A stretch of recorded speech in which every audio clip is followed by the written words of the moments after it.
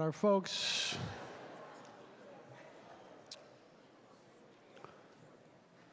I just want to point out quick housekeeping. The bathrooms are out the door, down the stairs. You guys are too good. It takes a long time to get people, right? But this is a great crowd. This is going to be a great day today. First of all, I want to thank you. You may remember me from the guy at the front door welcoming everyone. That was my part-time job. My name is Alex Castro, and I'm the CEO at Pathstone Corporation. And before I start with my prepared remarks, I just really want to make sure that we all recognize Stuart Mitchell. Thank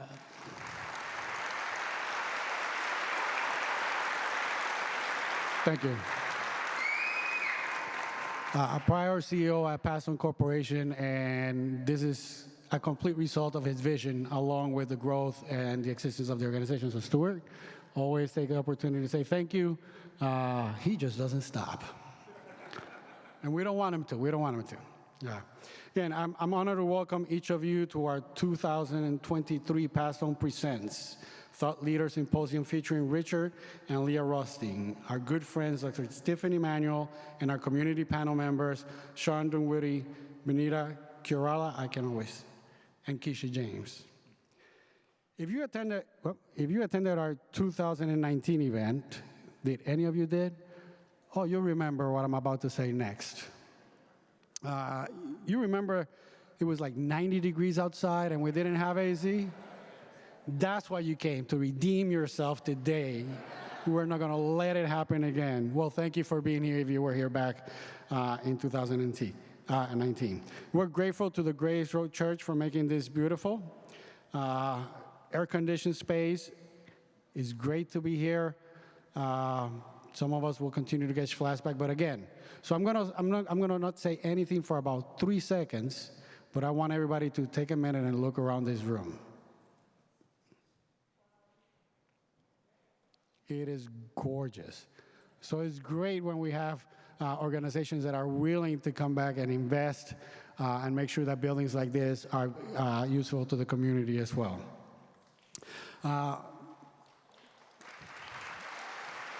Thank you, Grace.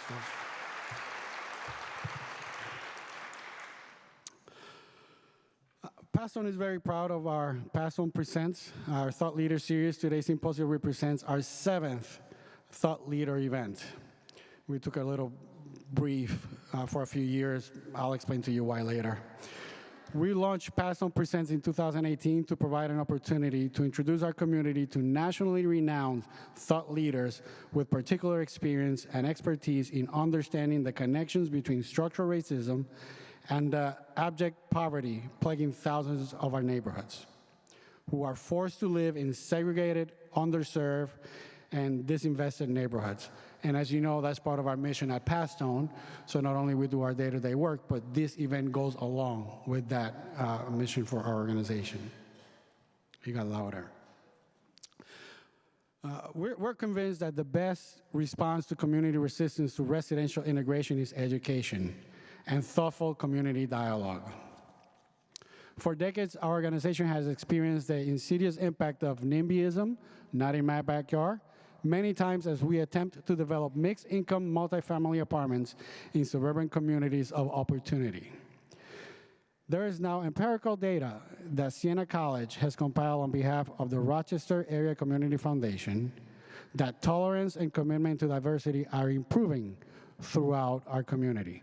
And again, I just want to make sure that we recognize that the work still needs to be done, but it's also good to recognize that it has had a positive and significant impact. So now is no time to rest, to continue the conversation. Many of you gathered here today are actively participating in a wide range of efforts designed to raise awareness of the legacy of structural racism. Today, you will learn about the impact of just action. A big part, not only thanks Stuart, but I just really want to thank our sponsors for making this possible. I want to make sure that as you have time and you look at the literature that you got in the front, you recognize those folks. If you can please join me in giving our sponsors a round of applause who make this possible.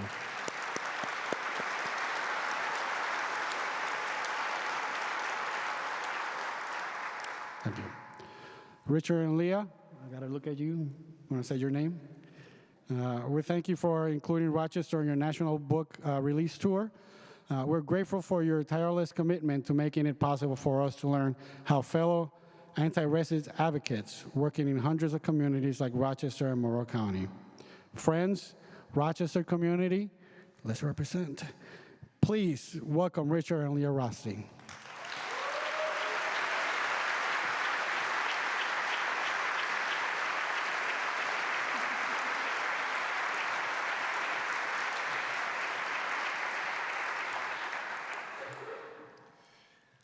Thank you very much. Thanks to all of you for coming here to engage with us in this conversation today. As you know, in 2017, I published a book called The Color of Law that attempted to and succeeded in demolishing the notion of de facto segregation, the idea that we live in segregated neighborhoods really in every metropolitan area in the country, not just Rochester, separate neighborhoods for blacks and whites, the idea that we live there because people just like to live with each other of the same race, or maybe because of the discrimination practiced by private businesses. What I showed in that book is that that's an utter myth. The reality is that we have an apartheid society, that the reason we live in segregated neighborhoods everywhere is because of explicit, racially explicit government policy at the federal, state, and local levels designed to ensure that African Americans and whites could not live near one another anywhere in this country. The most powerful of these policies still maintain the segregated patterns that we have today. They're no longer practiced, but they don't need to be because they were so powerful. The perhaps one that you may remember if you read that book or heard me talk about this before is the policy of the Federal Housing Administration and Veterans Administrations in the post-World War II period that subsidized whites who then were living in urban areas to move to single-family homes in all-white suburbs from which African Americans were explicitly excluded. As a result of that, the white families who were subsidized by the federal government to buy homes in these suburbs, they were inexpensive at the time, affordable to any returning war veteran or anybody with a job in the post-war economy. In those days, they sold for about, in today's dollars, about $100,000. Those families, those white families, gained equity, wealth from the appreciation and the value of those homes. African Americans who were prohibited, explicitly prohibited from participating in this program that generated wealth, even at a time when they could easily have afforded to buy those homes, gained no such wealth. The result is that today, on average, African American incomes are about 60% of white incomes. African American wealth is only about 5% of white wealth. You'd think that if the income ratio is 60%, the wealth ratio would be the same. People can save the same amount of money from the same incomes. But that enormous disparity between a 60% income ratio and a 5% wealth ratio is entirely attributable to unconstitutional federal housing policy that was practiced in the mid-20th century, and it has never been remedied. Well, I wrote that book and gave many talks in here in 90-degree weather and elsewhere in the country in places that were much cooler.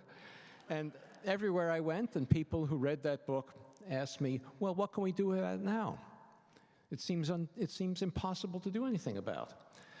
And I heard this question over and over again, and so I finally decided I needed to write a new book. And I recruited my daughter, Leah Rothstein, who knows more about housing policy than I do. I was a historian. The book of history was The Color of Law. I recruited her to help me write this new book. And in the course of it, we discovered dozens and dozens and dozens of policies, all at the local level, that could redress segregation if people were organized. If there were local activist groups, people got together with others, biracial groups, others of their neighbors who were concerned about racial segregation and wanted to do something about it. We don't believe that there's a will at the national level to take significant action to redress segregation, but to get started, we don't need a national will. What we need is the commitment of local people in every community, to begin to take that kind of action. The first step, obviously, is for people to create those kinds of committees. We begin the book, the new book, Just Action, by describing how many cases that was done. It's not so hard to do if you set your mind to do it. We point out that 20 million Americans participated in Black Lives Matter demonstrations in 2020. Blacks and whites, urban and suburban people, low-income, middle-income people. It was a very diverse both racially and economically and geographically movement, the largest movement in American history in support of racial justice. Yet most of the people who participated in those demonstrations just went home, put Black Lives Matter signs on their lawns, and didn't do anything further, primarily because they didn't know what to do. So we begin by talking about how to create local committees that would begin to talk about, educate their community about racial segregation and begin to plan actions to redress it. We talk about one example, for example, of a photographer in Chicago who took photographs of homes on the white north side and the south black side of Chicago, called the homes that were similar map twins, and knocked on the door of the people who lived in those homes and said, "Do you want to meet your map twin?" And many of them did. And as a result, they formed eventually block twins and a group that, with proper organization, can begin to take action in their community. There are many, many policies that such groups can engage in. It doesn't really matter which one they start with. We've described in Just Action dozens and dozens of them. What's important is that we do something, and it can be different in every community. But once we begin that process, it can accumulate, it can build into something that's truly a national movement, and that can eventually someday result in a changed national will. To begin to describe some of those policies, we don't have time this afternoon to describe many of them, but to begin to describe some of those policies, I want to turn it over to my co-author, Leah Rothstein.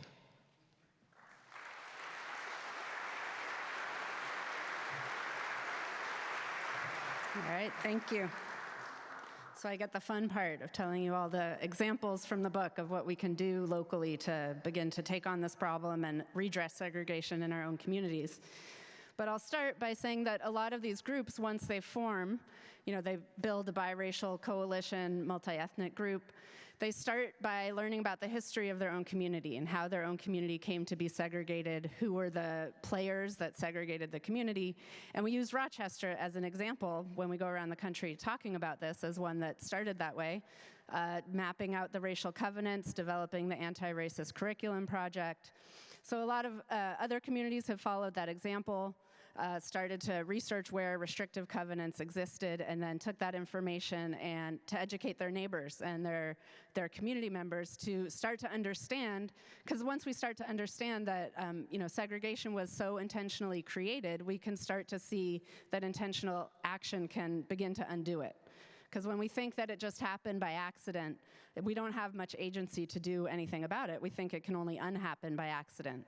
But learning the history can help us understand that we have a role to play and an obligation to redress segregation. So that's a beginning step, is the education. So that education can help us understand the history and then inspire us to action. And as my dad said, in Just Action, we describe dozens and dozens of policies and strategies and actions that these local groups can take. And as he said, we don't say what any one group or any one community should start with, because every community is different. But we hope we lay out enough examples that nobody is left thinking that there's nothing to be done, because there's actually a lot that we can do that can have small impacts and build up to larger change on the community level and eventually the national level. So the policies and strategies that we discuss, they do several things. They try to accomplish several goals.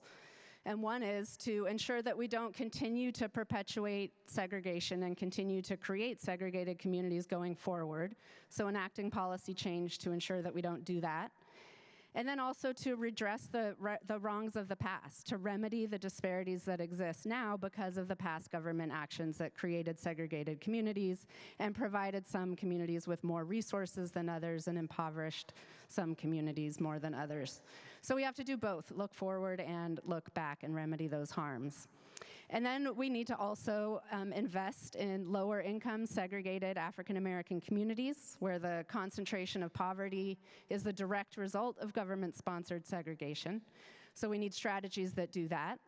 And then while we do that, we have to also ensure that we implement strategies that prevent displacement in those communities, because often when we increase investment and resources in these underinvested communities, people with higher incomes want to move in, prices go up, and the residents are at risk of displacement. So we talk about a lot of anti-displacement strategies.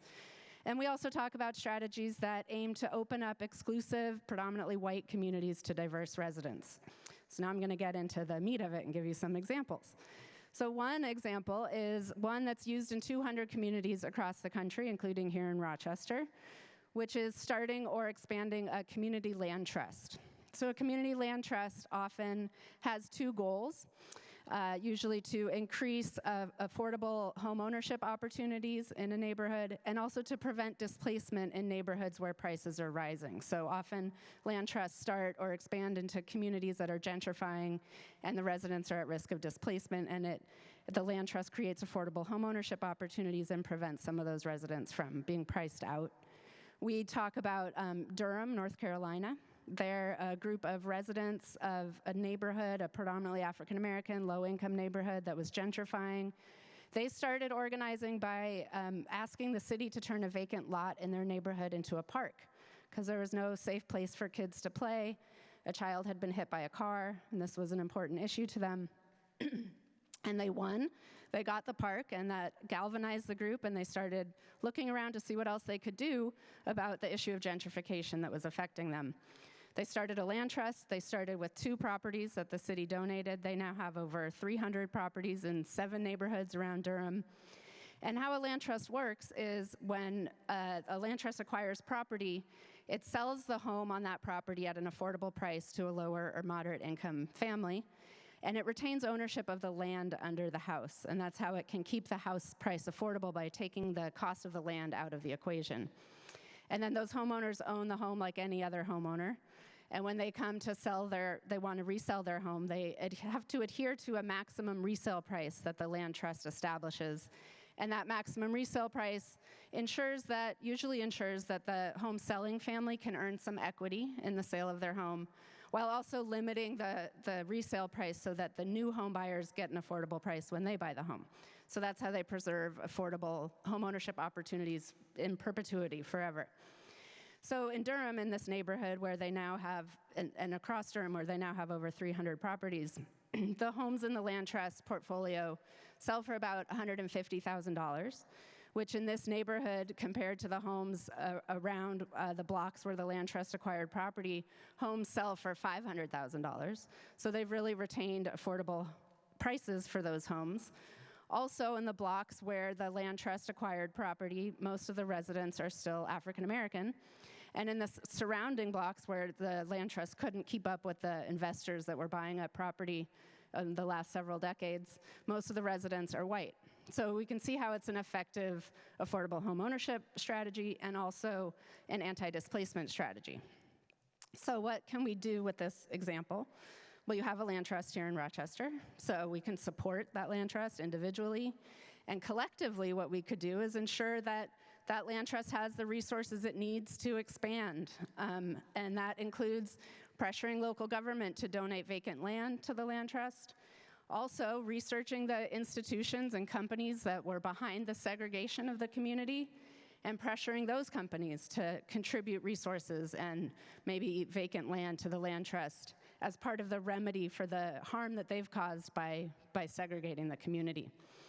So that's one example. And that's when a land trust is used in a gentrifying or lower income area. But a land trust could also be a really effective strategy for opening up an exclusive suburb that's predominantly white and that has prevented African Americans or prohibited African Americans from living in it historically.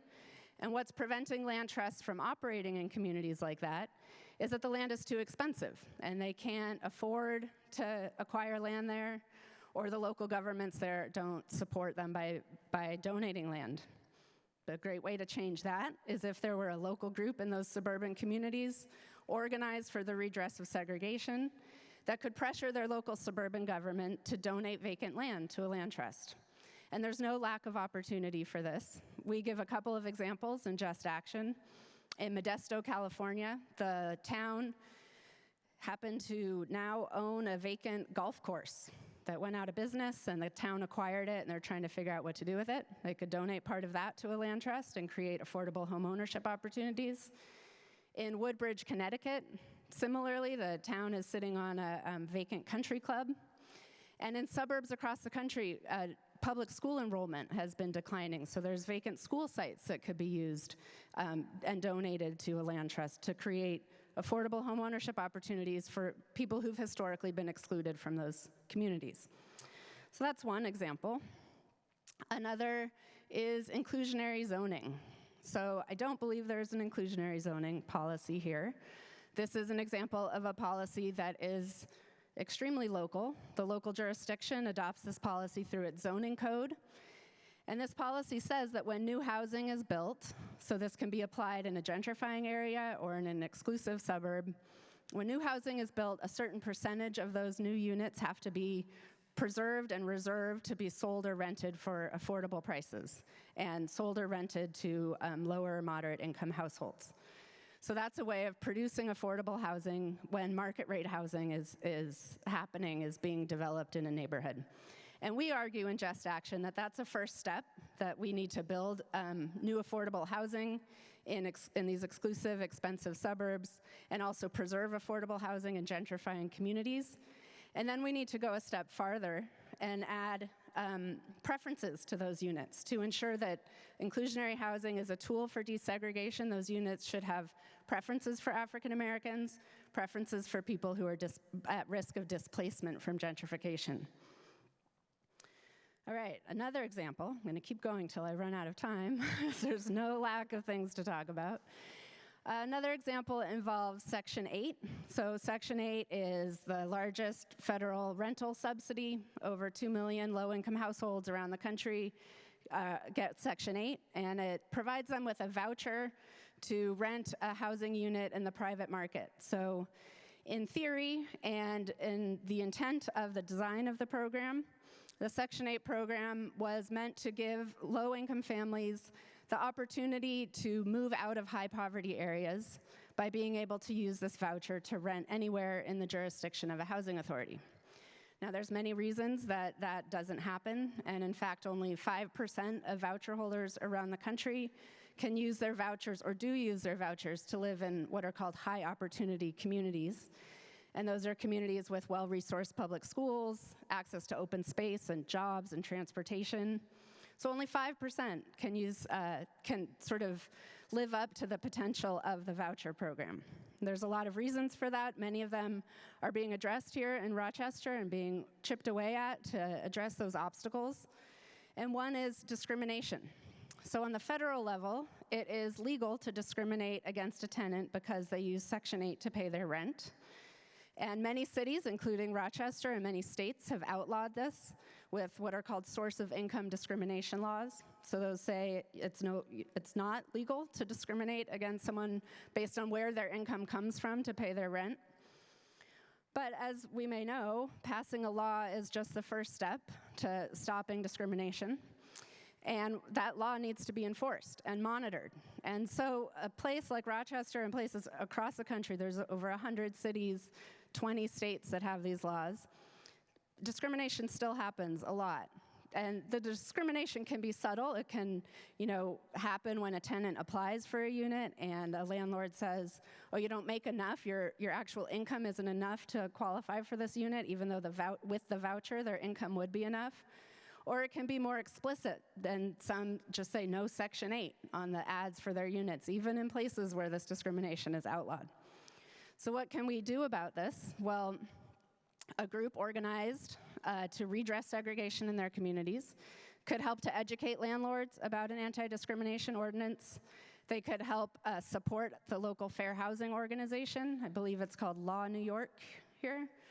And that organization is the one that is responsible or has the role of finding where this discrimination is occurring and then prosecuting it and enforcing those anti-discrimination laws. And those fair housing organizations are usually lacking in enough funding to do enough of that enforcement. They also, how they enforce those laws is they'll send potential or people posing as tenants, potential tenants, to apply for units. And they have the same financial qualifications. Some are white, some are African American, some say they use Section 8, some don't. And then we see who's offered the units and who's told that it's already been rented. And that's how we can find out where discrimination is occurring, and then we can prosecute and enforce those laws. Often, fair housing organizations need volunteers to be testers. They can't pay for people to do that work, and so that's another way we individually can contribute to remedies. So another aspect that we get into is home ownership and increasing home ownership opportunities for African Americans. And there's a lot of ways African Americans have historically and currently blocked out of home ownership opportunities. There's been obvious ways like restrictive covenants that my dad mentioned from the 30s, 40s, 50s that said that the home could never be owned or occupied by anyone other than white families or white residents. And so that's an obvious way that African Americans were prohibited from home ownership.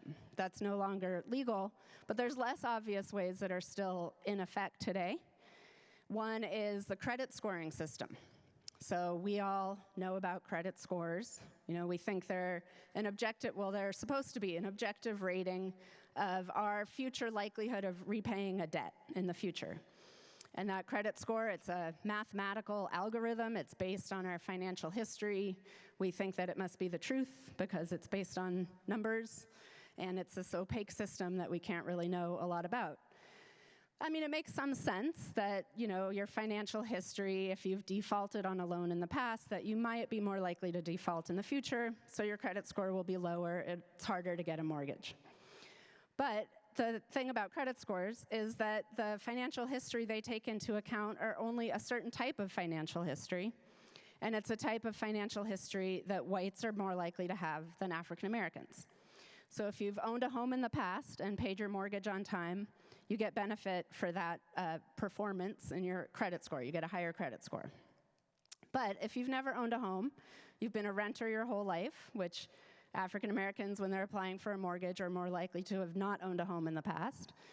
So say you're applying for a mortgage, you've been a renter your whole life, you've never missed a rent payment, never been late on a utility bill, that doesn't count towards your credit score. That's the same type of financial history, or the same indication of your ability to repay your debts, but it's not counted for towards your credit score, and you're not given a benefit for that in your credit score and in applying for a mortgage.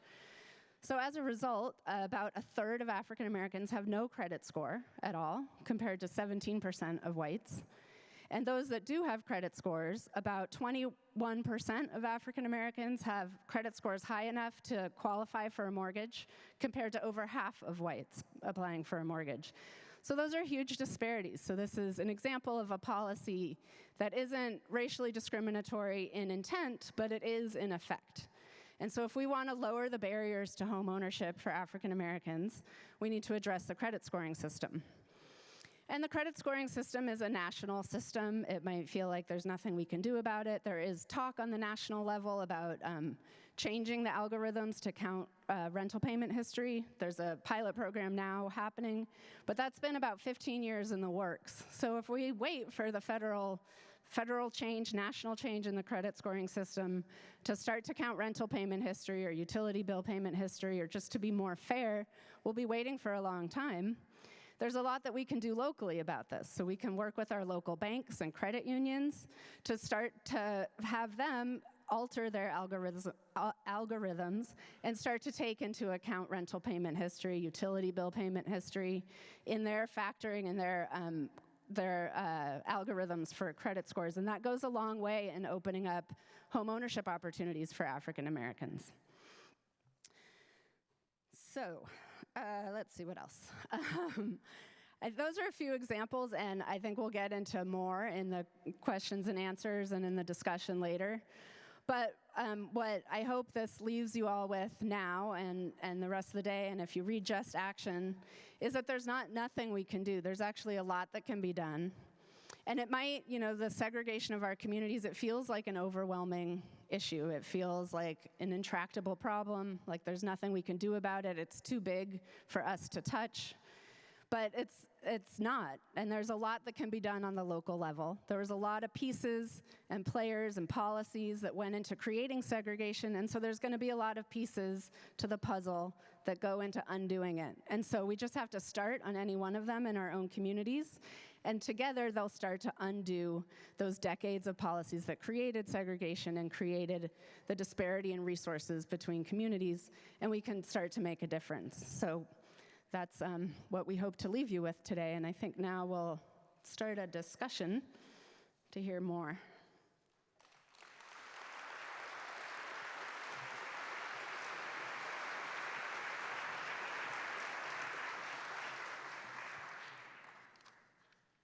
We are going to start a discussion here momentarily. But first, my name is Simeon Bannister, President and CEO at Rochester Area Community Foundation. It is truly a pleasure to be with you this afternoon. Please give yourselves a round of applause. But not too much, because you have to save some of that for Richard and Leah Rothstein. Give them a round of applause.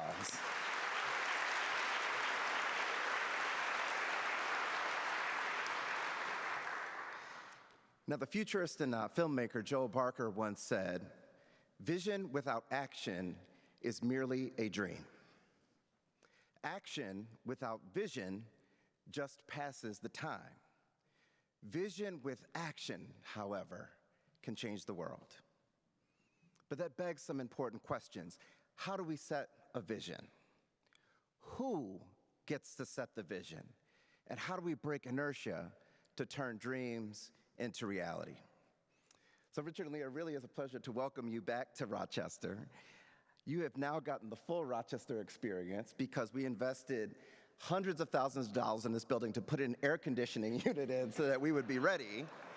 And then, of course, 2 days ago, it was like 90 degrees, and today it's like 70. So that's really what Rochester is all about.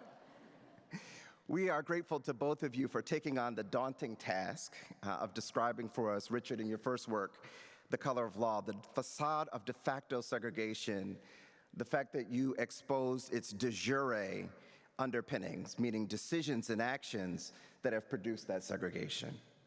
And of course, in this work, you both paint a picture of actions that can be taken to address this sordid history. But again, more questions. How should we take these actions? How do we prioritize which actions to take? And how do we build the will to act? Enter Dr. Tiffany Manuel. Dr. Tiffany Manuel is the founder and CEO of The Case Made. She is a social scientist that has conducted focus groups that have explored ideas that would build the public will to tackle multi-generational exclusionary practices that powerfully contribute to racial and economic segregation. Dr. Manuel is the author of a couple of books, not the least of which is Strategic Case-Making, the Field Guide for Building Public and Political Will. And I want to read an excerpt from Dr. Manuel's book. And y'all tell me if this sounds familiar. The challenge here is that leading with negatively framed stats can make it harder to make the case. Negatively framed data may tell us more about the problem, but it also depresses our sense of engagement. More important, perhaps, it tells me little about the possibilities for fixing those problems and does more to credential the problem than the potential solutions. And as a result, in most communities, people can tell you so much more about the problems they face than any of the feasible or recognized solutions to those problems. They rail about what's wrong because they have great practice in reciting narratives about what's wrong, but they are often totally unaware of the solutions that already exist, sometimes in their own backyard, that need more support or scale. And so when we probe about solutions, people either give a blank stare or default back to their narratives of individual responsibility, displacing problems back on the very people who have not been well served by our existing systems. Does that sound familiar to anybody?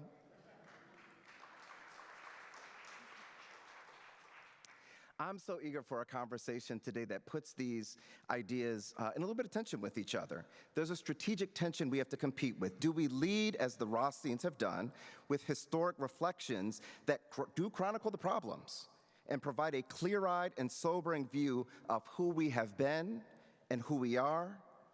Or do we lead with an aspirational vision of what we can become?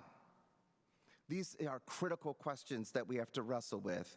And finally, to quote Leah from the intro of Just Cause, after I read The Color of Law in 2017, I was one of those who asked my dad, "What can we do about it now?" He answered, "I don't know. It's going to be up to your generation to figure this out, not mine."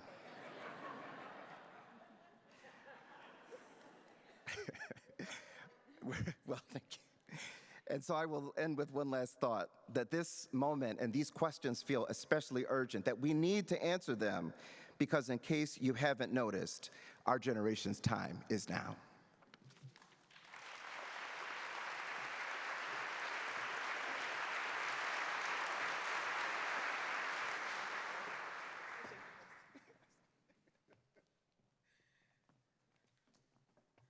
Well, good afternoon. Well, I cannot tell you how much it warms my heart to be in a room full of folks on any given just afternoon, folks who care enough about this issue to spend the better part of their afternoon with us learning about what is possible for their community. Somebody once said there's nothing more beautiful than a community deciding who it wants to be. And this is a moment where Rochester is deciding who it wants to be. You can be the Rochester of the past, right? We know who that is. We know what that was.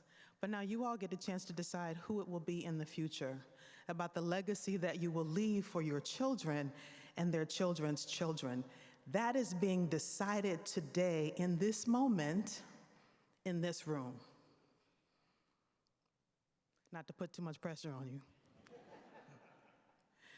So I'm delighted to be here. For many years, I have been supporting the work in Rochester with Stewart and Pathstone and a number of organizations, the Anti-Racist Curriculum Project, and a whole range of other organizations who have been actively moving toward deciding what Rochester will be and deciding that it will be a place where anti-racism lives, where there is a different kind of place for people coming together across race, across difference, across religion, across economics, that this will be that place.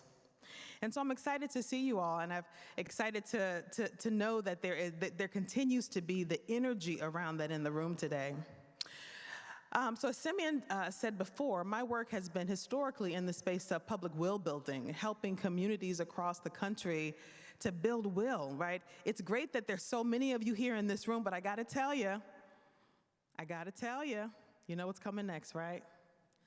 Unless you can build a tent that's bigger than this, right, of all kinds of folks across the region who believe what I imagine most of you in this room believe, right, that there is a possibility for something better, unless you can build a bigger tent to bring more people to this conversation, you won't get very far.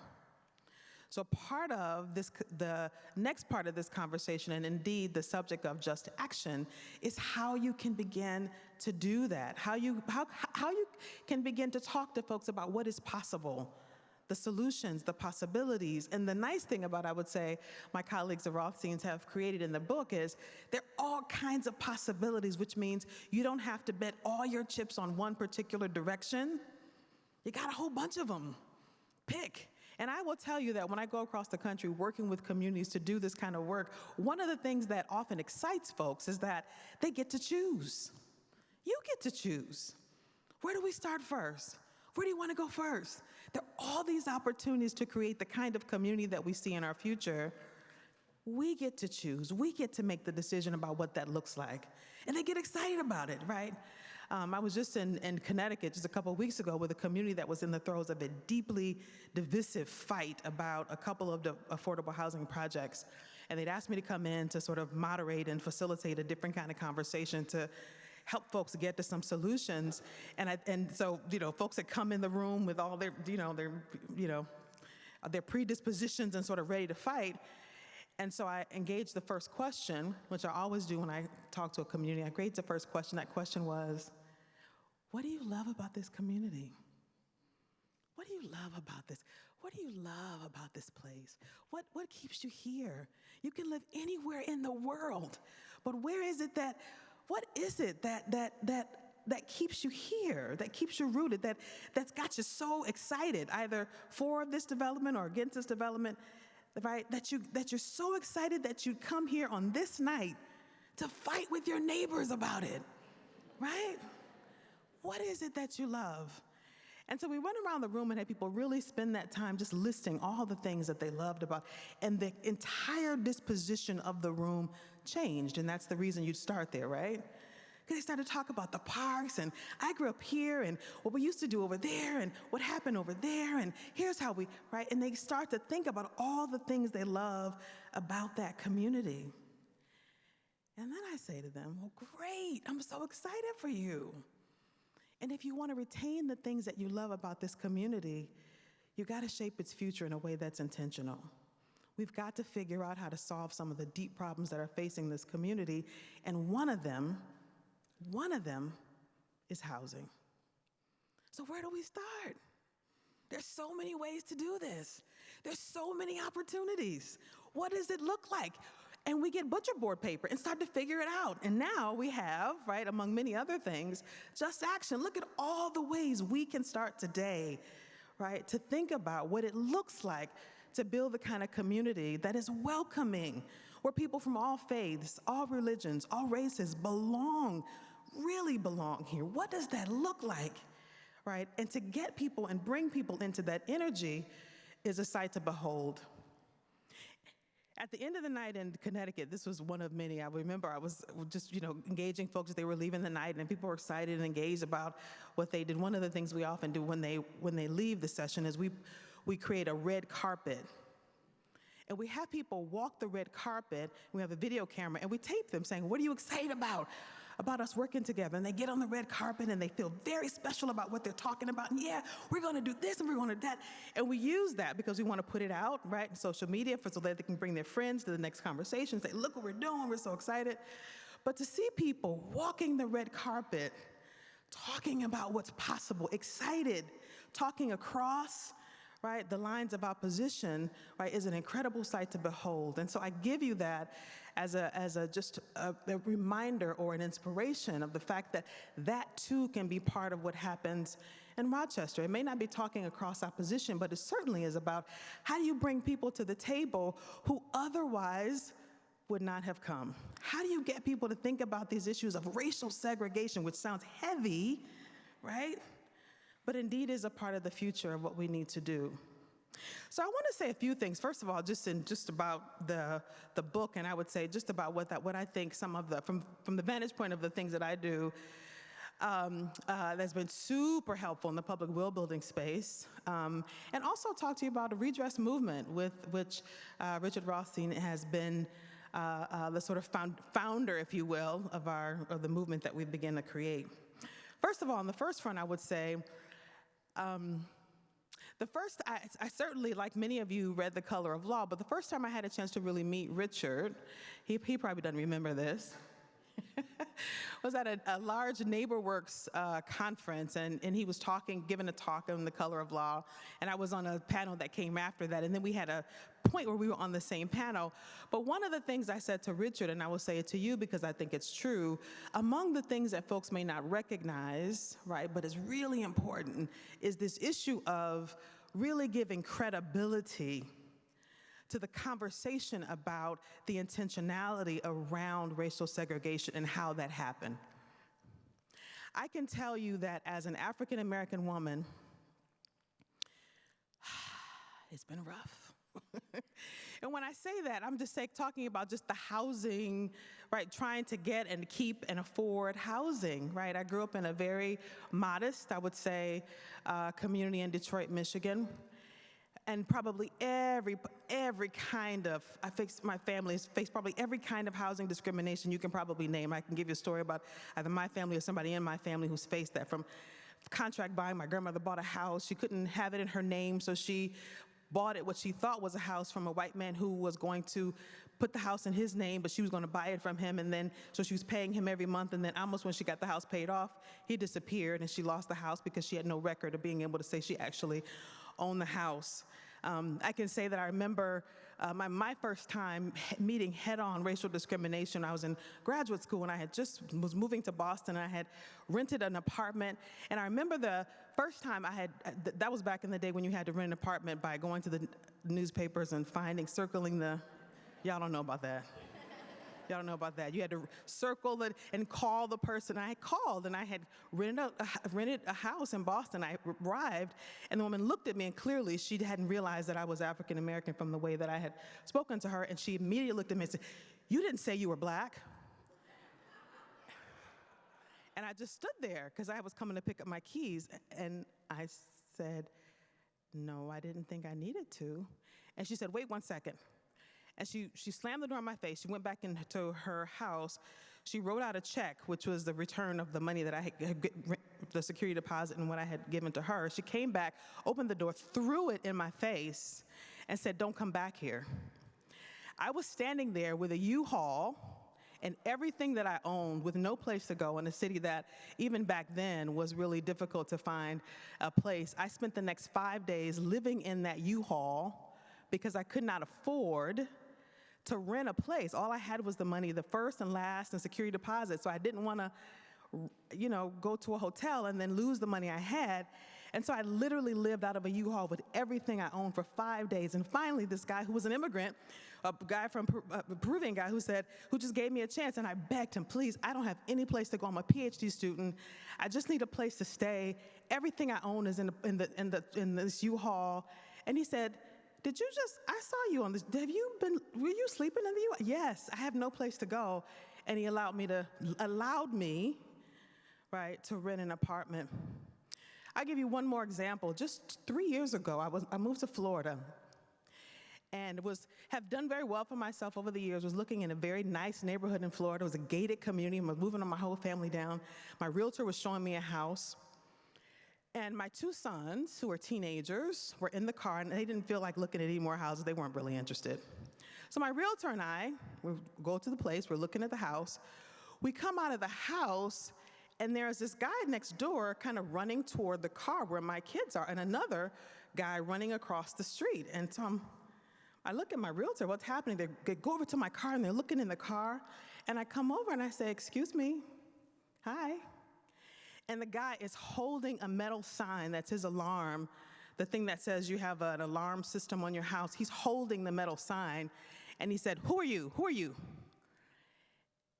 And my realtor spoke up and said, "We're looking at the house next door." And he said, "Well, I forgot to put out my alarm sign, the alarm sign on my yard. I needed to put it out there." And he's holding it, literally shaking it at us. And then the neighbor, he's obviously called another white guy from across the street to come, because there are black people clearly in the neighborhood who shouldn't be there. And he's holding it, shaking at me, saying, what are you doing?" And I said, "I think I might buy this house.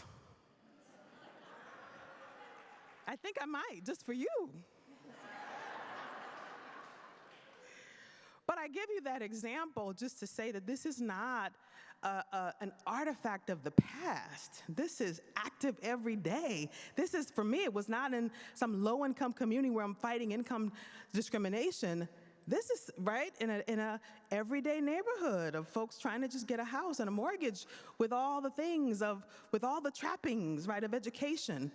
We have to do something about that. We cannot leave a legacy of that for our children and our children's children. When I think of the work of the Rothsteins, here's what's important to me. All those examples that I just gave you, especially for people of color like myself, are just anecdotal things. Like, where do you even start? Like, I remember when that woman slammed the door in my face, clearly, right? There was no there was no dispute about what had just happened. Am I going to go to the housing authority on that, or I'm going to go file a complaint? Probably I could have, but I'm trying to get a PhD. I'm trying to live my life.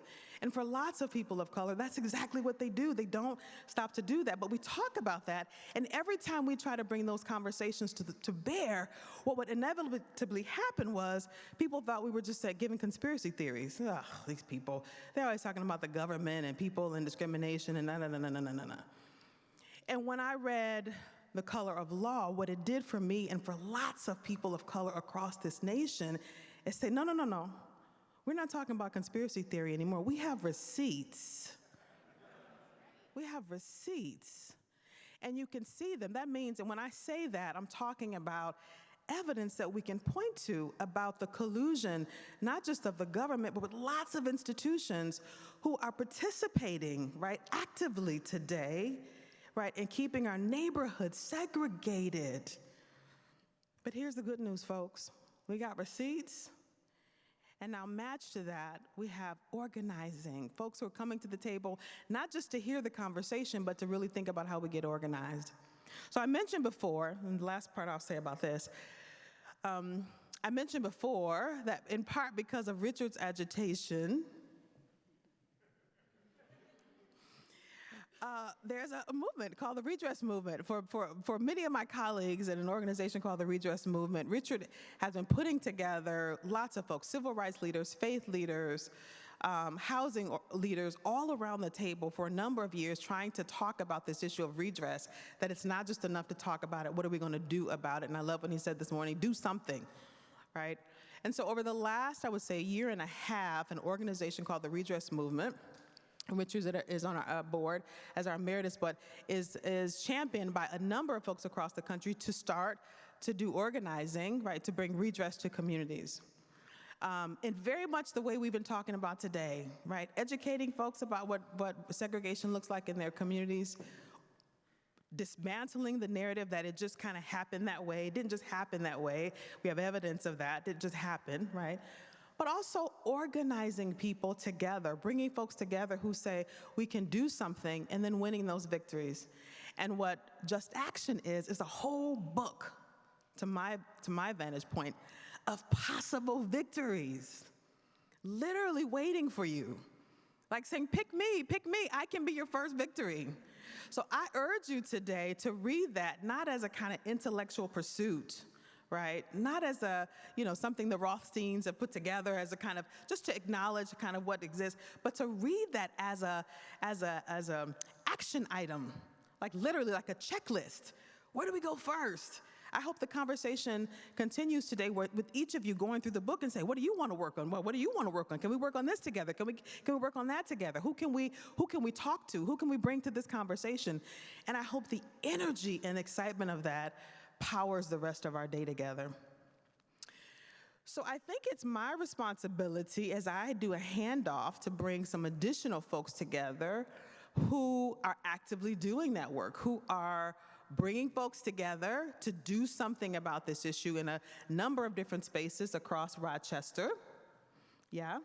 So I'm going to call to the stage some of my colleagues. I'm going to call Keisha together. I'm going to call,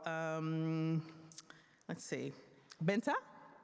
And I'm going to call Sean, all who are going to have a conversation with myself and the Rothsteins, mostly about the kinds of work that they are actively doing in Rochester. So if you needed a destination for some of the work you're thinking about, wanting to do, or to think through which of the kinds of things out of the book that you want to focus on, this is your moment. All right.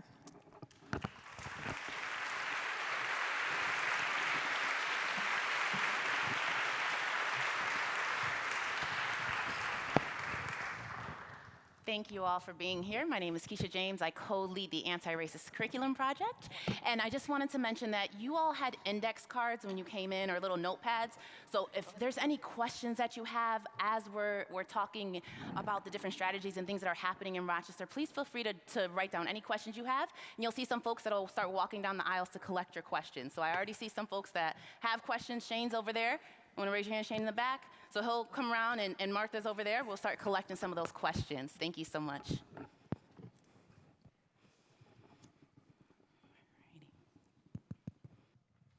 Great.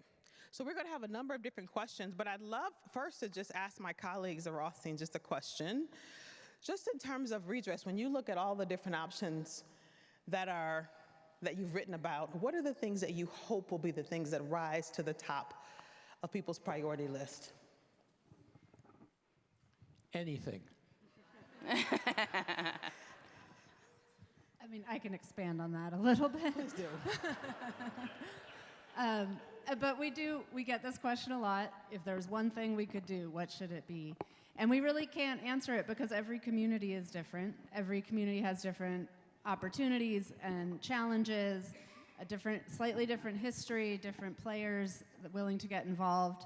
And so what we hope people take away from Just Action is that there's a lot of options to choose from, and any one of them is the right one to start with.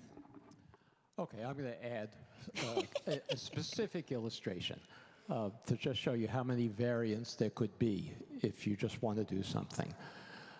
Leah described the credit scoring system. She described how we could fix it going forward by getting banks, credit unions to count the kind of credit that African American home buyers might have. Well, that's just one thing you could do with that. Another thing is this. About 3 years ago now, 2 years ago, Fannie Mae, the Federal National Mortgage Association, the organization, the quasi-government organization that funds banks to issue mortgages. Fannie Mae reported that in the last 3 years, if rent payments had been considered as part of credit scores, 17% of all those who were turned down for mortgages would have been eligible. Now, a high proportion of those would have been African Americans, because African Americans are more likely to have been renters than home buyers in the past. Well, the fact that Fannie Mae could say that means that they know who those 17% are. And the fact that they know who those 17% are, banks here in Rochester know who the 17% of people are that they turned down for mortgages because their rent payments weren't considered. Well, those people are all entitled to compensation for the fact that they were discriminatorily denied mortgages. And an activist group here in Rochester could put pressure on those banks, starting politely and becoming less and less polite as time goes on, until compensation was granted to those people. So here are two different paths. Leah talked about going forward as well as looking backward. Here are two different paths you could take with just that one issue. And we have many, many issues like that we submit for your consideration. Great. And I see the questions are coming in. Keep them coming. I'm going to also just make sure that we have some time for each of our other panelists to talk about some of the work that they're already doing in Rochester. So why don't I was going to start with Woody and just kind of go all the way around. Woody, why don't you start? Okay, I'll Talk start. about your work. Is this on? It sure is. It is. How's everyone doing this afternoon? Fantastic. Hope to hear that. I am Vice President of Hinge Neighbors, along with my partner, Suzanne Mayer. And what we've been doing for the past few years is, for those of you folks know what an inner loop is, right, here in Rochester? All right, for those of you who don't, there's a highway that circles our city, which originally displaced and kicked out and destroyed families and homes of early immigrants and predominantly black and brown people. And Suzanne and I worked together on a campaign, and we walked the city, and we got to know each other, and we felt it'd be a great move that when we found out that this inner loop was going to get filled, they were getting rid of the moat. Dun, dun, dun, dun. So that if they were getting rid of the moat, and we had the opportunity to work together for a year or so, we could actually reach out to others. And so we used that inner loop as our hinge point to connect different communities. Now, on either side of that moat are two different communities. One, which is predominantly Caucasian, older people, higher income, and that's what my partner looks like over there, Suzanne Mayer. That's where she lives in that area.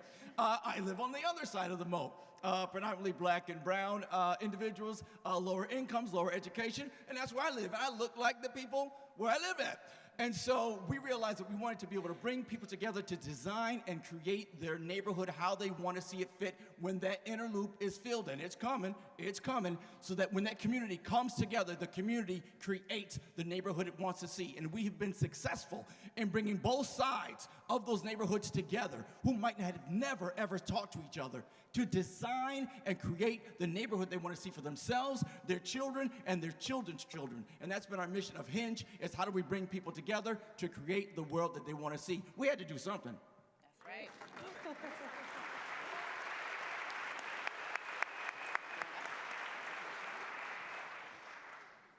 So I'm Benita Koirala. I'm a senior at Mercy, and for my senior capstone project, I decided to focus on redlining, and I live in Henrietta, so I delivered a speech to the town hall of Henrietta, encouraging them to build more affordable housing in Henrietta and have things like public transportation so that people with lower incomes could move into the suburbs.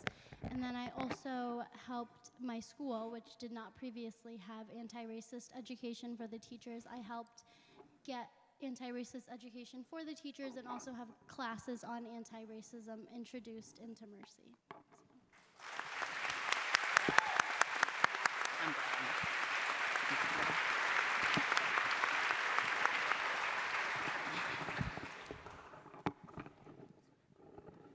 And again, I'm Keisha James. I co-lead the Anti-Racist Curriculum Project with Shane Wiegand over there.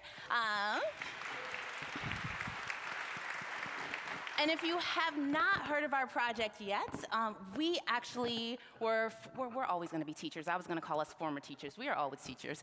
But Shane and I both worked in the Rochester area as educators. And a couple of years ago, one of his students asked if segregation or civil rights happened in Rochester. And so that kind of just spitballed, right? Did Martin Luther King ever come to Rochester was a question that was asked. And Shane's like, I have no idea. I'm not sure, but I'll look into it. And then slowly started looking into the history and what actually happened here, going down to the county clerk, realizing that we have thousands of racially restrictive covenants in homes right here in our community. And just started to share this with his students and talking about it and making space. And then I met him at a training and I was like, where did this guy come from? How does he know all this stuff? And I just really wanted to be involved in a part of this work. I'd been working in RCSD as a teacher with some of my students and doing some of this work, but really didn't have strong resources. And so we have been partnering with schools, 16 out of the 21 schools in Monroe County actually teach our curriculum, and it's all focused on the local history that happened right here. And we highlight and we elevate just everyday people like you and I that are in this space that says, you know what, we have some problems here. We need to get together and we need to do something about it. And so that's just a little bit about our project. You can learn more at resistancemapping.org. And then I'll turn it over to some of the questions.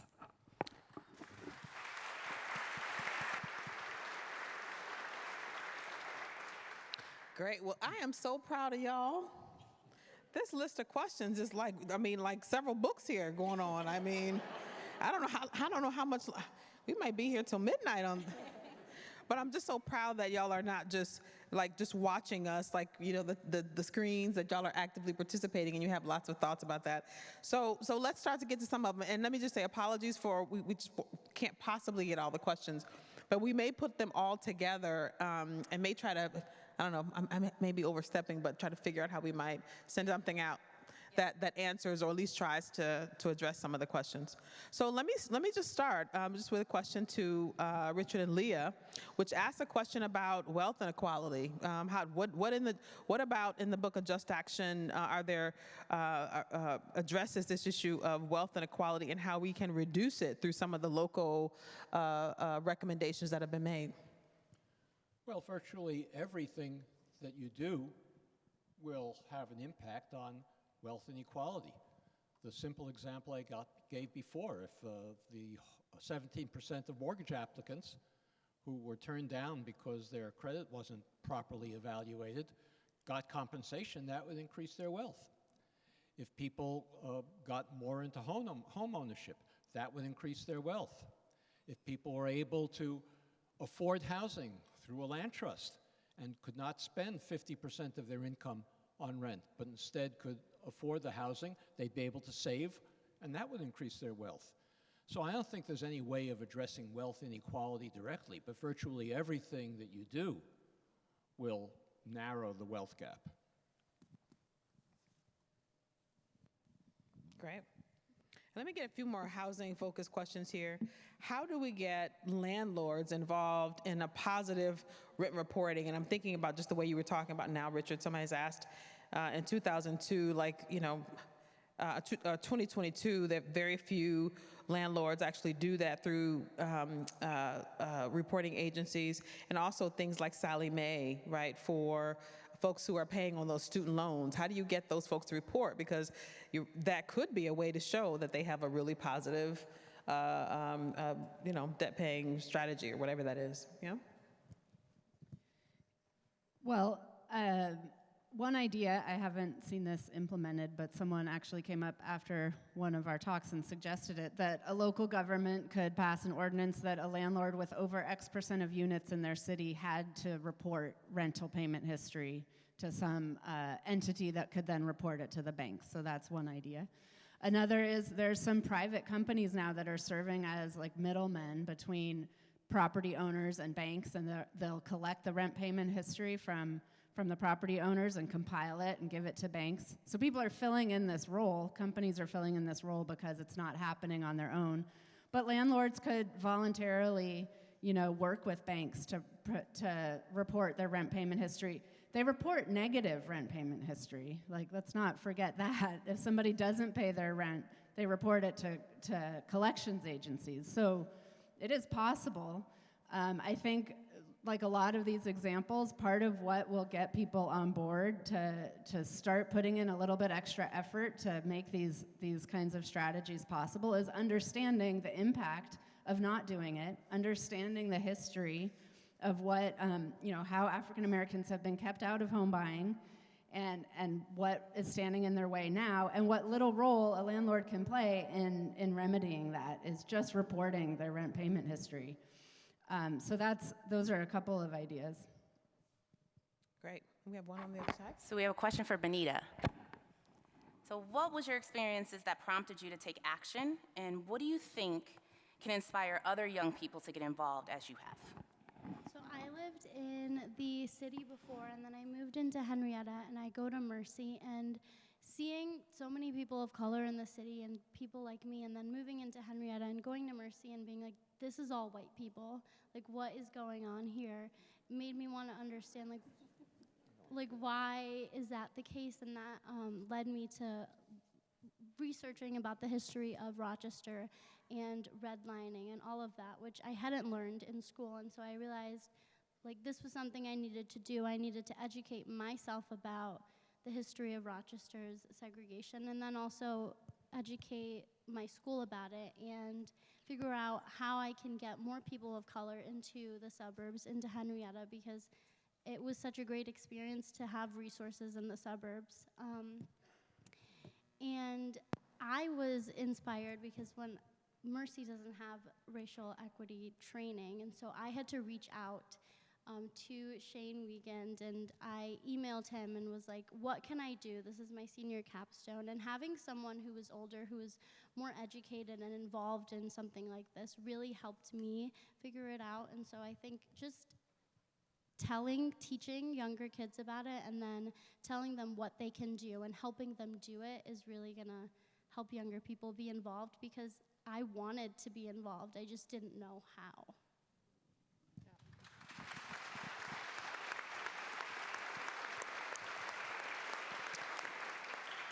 So let me ask a question now that may bring both Keisha and Sean into the conversation, maybe Leah as well, but a conversation that piggybacks off what you were just talking about, which is about the anti-racist curriculum project. They applaud you all for doing some great work with youth, but also are asking about how do you get the adults in the room to get this information?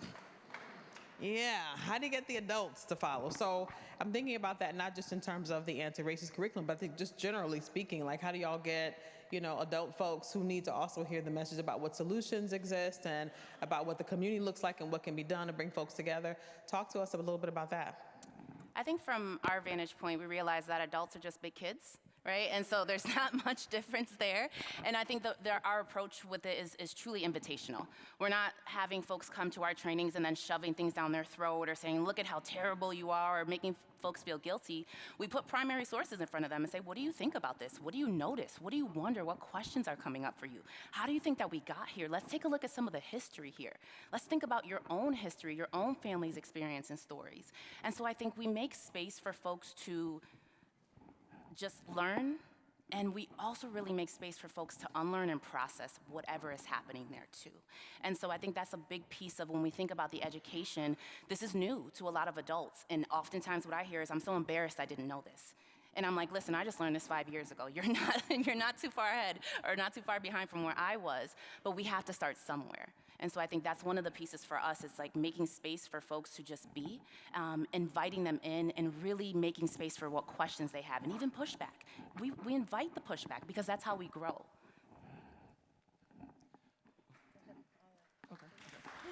That's a really good, yes. It's the invite. And we've also understood and learned that it's the going too. You've got to reach out. One of our mottos is, in order to receive something, you got to give something first.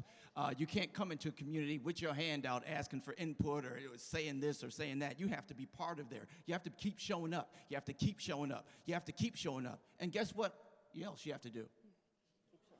Damn, y'all know this routine. And when you keep showing up, you develop trust. You develop trust, you develop connections. People trust what you're about. You're talking about conversations. You're talking about filling in the inner loop. You're talking about workforce development. You're talking about repairing Bertha's steps. You're talking about serious issues that are direct in the community and also affect the wider community. And that's how we got people engaged, both young and old. We reached out to the school. We worked with students to actually design what they wanted in a highway that sits in their backyard. They were told they never asked that. No one's ever asked them, how do you want to develop that? And with support from the city says, yes, we want to know because you're the future users of this land.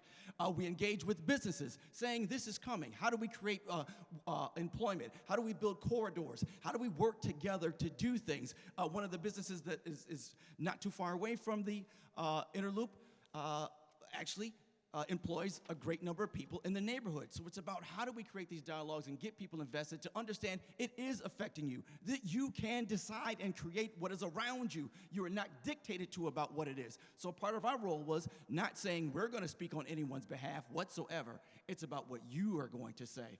They say to us, our neighbors would say, no, you folks go and speak. No, we ain't saying a damn thing. All right? We're here to speak the same language, and when you are done, when we're all done, being angry and frustrated and banging, and we don't want this, we can come with solutions, positive answers, and direction. And we have vision, as Simeon mentioned earlier. We come with vision and promise, and we have steps on how to execute this. And that's how we got folks engaged.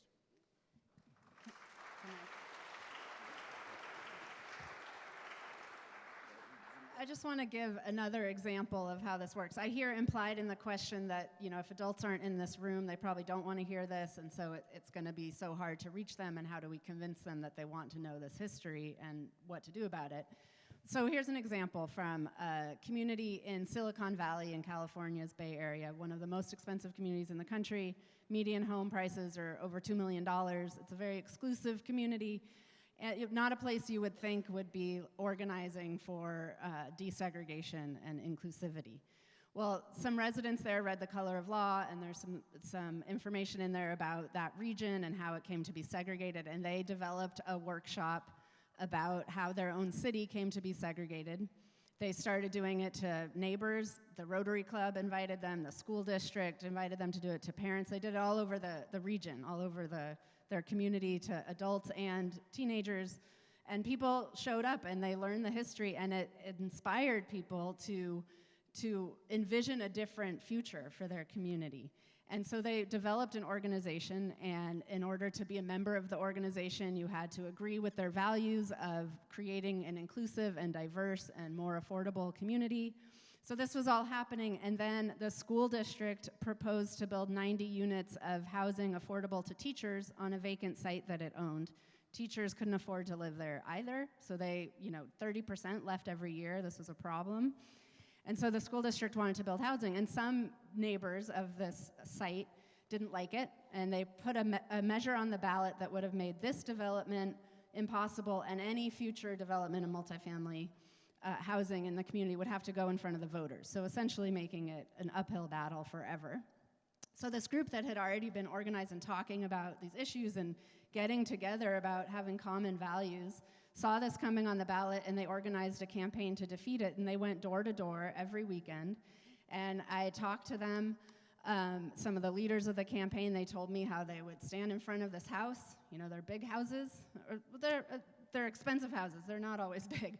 But they would stand in front of the house and say, I don't know if this person's going to agree with me, but they would knock anyway and start talking to the person who answered the door, and that person often agreed with them because they didn't want to live in such an exclusive community. Their kids couldn't afford to live there, teachers couldn't afford to live there, their favorite cafes were closing down because service employees couldn't live in their community. They understood how this was hurting them, and they wanted to see something different too. And so they built an even larger organization. They defeated the ballot measure. And so this is just an example of, even when you think, you know, just because they're not in the room, they aren't out there. I think that they are out there, and it's just up to us to go out and find them and start talking about these issues and start finding the things that we have in common and figuring out how to get to the future we want to see. Great. So I want to piggyback off that. I think you've answered that question in terms of individual folks. Somebody in the audience has said, you know, we've got some real momentum in Rochester. Great work is happening, but it's happening in silos, right? Black, brown, Latino residents, when given funding to move what they know is true in their neighborhoods, are doing some incredible things, but they're doing that, right, separately. And so the question is about how do we begin to remove some of the institutional barriers, right? Institutions not wanting to give up power or funding things in ways that just re-silo folks rather than help expand kind of multiracial, cross lines, cross community kind of activity. Would love to have you all talk about that a little bit. Well, I mentioned before an example we start Just Action with, and that's the MAP twins. Let me give you another example. There's a cliche that the most segregated hour in American society is Sunday mornings. In Winston-Salem, there are 6 Presbyterian churches. 3 are all white, 3 are all black, 2 different sides of town. People in each group of churches didn't know people in the other group of churches. After some racial incidents that were televised and caused a lot of concern, the ministers of the black and white Presbyterian churches got together and decided to form something they called the Presbyterian Interracial Dialogue. They restricted it to 40 people. 20 had to be white, 20 had to be black. If somebody dropped out, they had to be replaced by same-race people to maintain the diverse membership of this interracial dialogue. They began by reading books and having socials. They were required to invite, shocking, somebody from the other race side of the group to their home for dinner. They met for lunch. They had ice cream socials, and eventually it grew into an action group. It forced the city to create a civilian review board over police violence. They forced the school district to change its curriculum to highlight the contributions of African Americans. And they eventually got together and built Habitat for Humanity homes, raised funds for them, and claimed to be the most diverse builders of Habitat Humanity homes in the country. So that could be done anywhere. I'm guessing that maybe churches in this city are segregated. And getting together in that way would be another opportunity to do that. I could give another different angle of answering this question. So the Fair Housing Act of 1968 not only said that the future discrimination in housing is illegal, but it also has a provision that we have to affirmatively further the purposes of the act. It's been sort of not known what that means, how a jurisdiction can affirmatively further the Fair Housing Act, until Obama the Obama administration instituted a rule that told jurisdictions how to do this, and it required jurisdictions who get federal housing funding to compile all of the stakeholders in the community, so housing organizations, school districts, transportation organizations, health organizations, and institutions and government agencies to come together and do a community process where they learn about what the impediments are to fair housing and what the impediments are to desegregating the community, what the state of segregation is in the community and what can be done, what's standing in the way of desegregating. And they have to go through this whole process with community input and identify the barriers and then identify action steps. What can be done to address each of those barriers, including which agency or organization is responsible for implementing each goal. We give an example in Just Action of the New Orleans plan, the Affirmatively Furthering Fair Housing Plan process that they went through. It was a very robust plan with a lot of community involvement. So Trump rescinded Obama's rule, but the Biden administration is going to reinstate it. But even without that rule, any jurisdiction could undertake this process.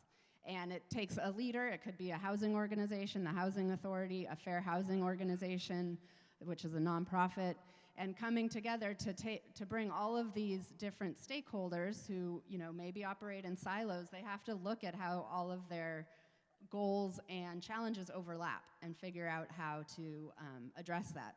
So it's a very a promising step, a way of a community to move forward to address how to challenge segregation in a very comprehensive way. Great. So now I'm going to ask a question, I think, for all of us, which is an interesting one that I think can traverse all of us. One is, somebody's asking in the audience about how do we make sure that our actions today don't have unintended consequences for the future. So many programs with good intentions have been created, but the unintended consequences have often resegregated our communities. And I'm thinking about this both in terms of housing, but also in terms of the work that Sean, you do, Benta, also in terms of the work that y'all are doing. We're in an interesting political moment where raising these issues can often have some unintended kind of consequences that maybe we are challenged by. So I'd love to have folks just speak a little bit about kind of how you think about that, right? The sort of unintended consequences of that. Want to start? Well, something that was really important to me when doing my project was making sure that I didn't speak for anyone else. So, there are a lot of things that I could have tried to been involved in Rochester, but I didn't want to go into Rochester and be like, here's how I can help you fix Rochester.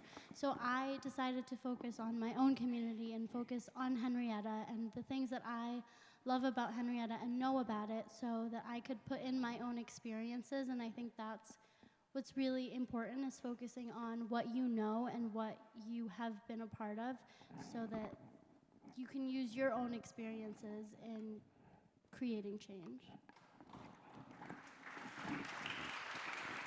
And this sort of sorry I grabbed that question back from you, Doctor. I thought it would fit there. Because the question was, isn't the inner loop fill just urban renewal 2.0 this time in the name of equity? And that goes at what you're talking about. The neighborhood is connected and development is coming. Will displace neighbors again. How can the city, for, I don't know what that says right there, intentional about ensuring those existing residents will not be displaced due to gentrification? Now, us with Hinge and working with those communities, that's some of the things we went forward to do. We learned that we had to be peaceful agitators. Well, you have to poke and prod at every person and every place that you can. And go there with some intention, but be open, all right? Because I'm gonna be honest with you, I'm gonna keep it real on this stage. We going into things, we don't know what the hell we're doing or what the hell we're talking about. But we know we have to get something done. So to make sure these things don't happen, we've sat down with the transit service. Everyone initially, when we sat down with them, told us that the interloop fill is a terrible idea. Why would you do that? I've got to get to work, damn it. I've got to get to the airport. They ride the thing for about 15 seconds. exhaust, all these things are in people's backyard. 15 seconds. Keep it. It's terrible to get rid of. We sat down with our transit center. They said, oh, no, that's a terrible idea. It's going to add a 7-minute commute to our buses just to get on the other side of town. And we addressed that as maybe it can be a 7-minute additional lifestyle. Maybe when riders are riding on this bus, they now find a laundromat or a coffee shop or someplace they had never seen before. Maybe that could happen, because we heard earlier from retailers who were on the first Interlope East fill that when it was getting filled up, traffic was backed up, and we all hate traffic, right? But people noticed there was a flower shop, and there was a brewery, and there's other stuff that I can come to that I never saw because I was sunk in a pit driving past it. So, as what we did moving forward, we reached out to everyone, the businesses, to make sure these things didn't happen. We sat down with developers. Some of them are in this room. And we asked them, what can be done to these neighborhoods and with these communities so we make sure that they are not pushed out or gentrified out of their neighborhood? Some of them said, that's a hard thing to do. But be creative and figure out how that can get done. As you said here, you folks talk about, we pushed the banks. We sat down with the banks. Hey, how can we make sure that we can get people funding so they can own these homes so they don't get pushed out? When we sat down with the community, the neighborhood, they defined they wanted smaller plots, minority and women developers in their neighborhood. We are actually trying to make sure that that doesn't happen, that it doesn't become a problem. And working with people, it's not just us. Making sure that workforce development is happening with the connected communities. With this interloop being filled, Gildebrand states, we want people from the neighborhood working in this fill. So that if they're working there, that's stimulating the economy in that area and helping people stabilize their homes. So we're really working on all different fronts to make that happen. I'm trying to answer that person's question, and I hope I answered your question that you asked earlier. But you got to prod, and poke, and keep poking until something moves. Got to do something.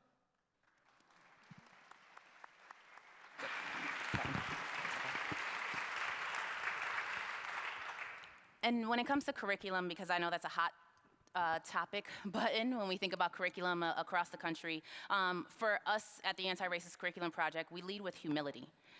We go into schools and districts that we're working with, and we share with them that this is a piece of the story that maybe hasn't always been taught, but it is not, that hasn't been taught, but it's not the story, right? Like, this is our community story. And so oftentimes we have folks that are like, well, do you have a curriculum for this? Do you have a curriculum for Indigenous folks? And we're like, we're not Indigenous, so we'll go and we'll meet with Indigenous folks and we'll get their information and we'll have them and support them working on the project. Like we, last year we added a Puerto Rican civil rights unit to our curriculum, and we worked with local folks in the community that experienced that from the Puerto Rican community to be able to share their stories more. And so that's one of the pieces when we think about the unintentional harm and what you were talking about, Benita, with not speaking for other folks. You know, we want to partner with you, we want to be a bridge because we can't do this work in silos anywhere, whether it comes to education or housing. And so for our vantage point, we always want to come together with folks in the community that are partnering, that are doing this work, because we know how important it is for our youth.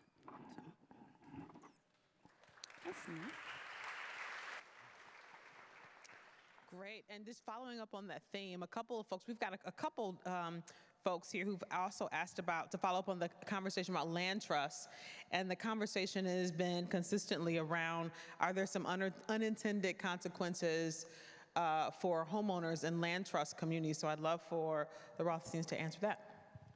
Sure, yeah, there were a lot of questions and good questions about the limited wealth building potential of home buyers and land trusts, because they have to, you know, they have a maximum resale price, they can't sell at market rate and get the full equity that, you know, someone not in a land trust home would get if they sold their home at market prices.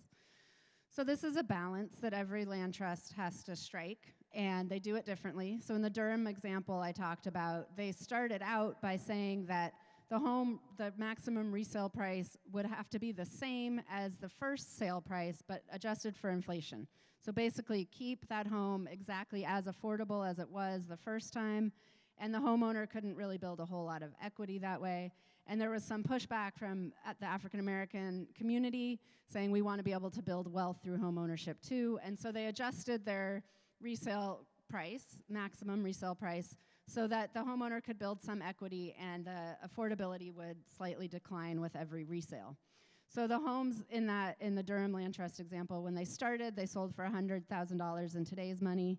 Today, they sell for $150,000, so slightly less affordable, but still more affordable than the homes in the surrounding neighborhood.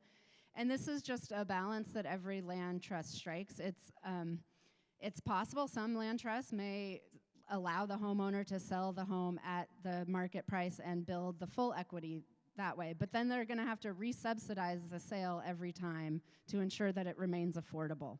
So it's balancing two different goals, and they all strike it slightly differently, trying to get a little bit of equity and a little bit of affordability out of each resale. And I would say that, you know, it does limit the equity that those home buyers can, or homeowners can earn in selling their home, but they bought a home at a very affordable price, a lot more affordable than the market price was to begin with. And the other way of building equity through home ownership is the fact that your home payments, your mortgage payments, don't change every month.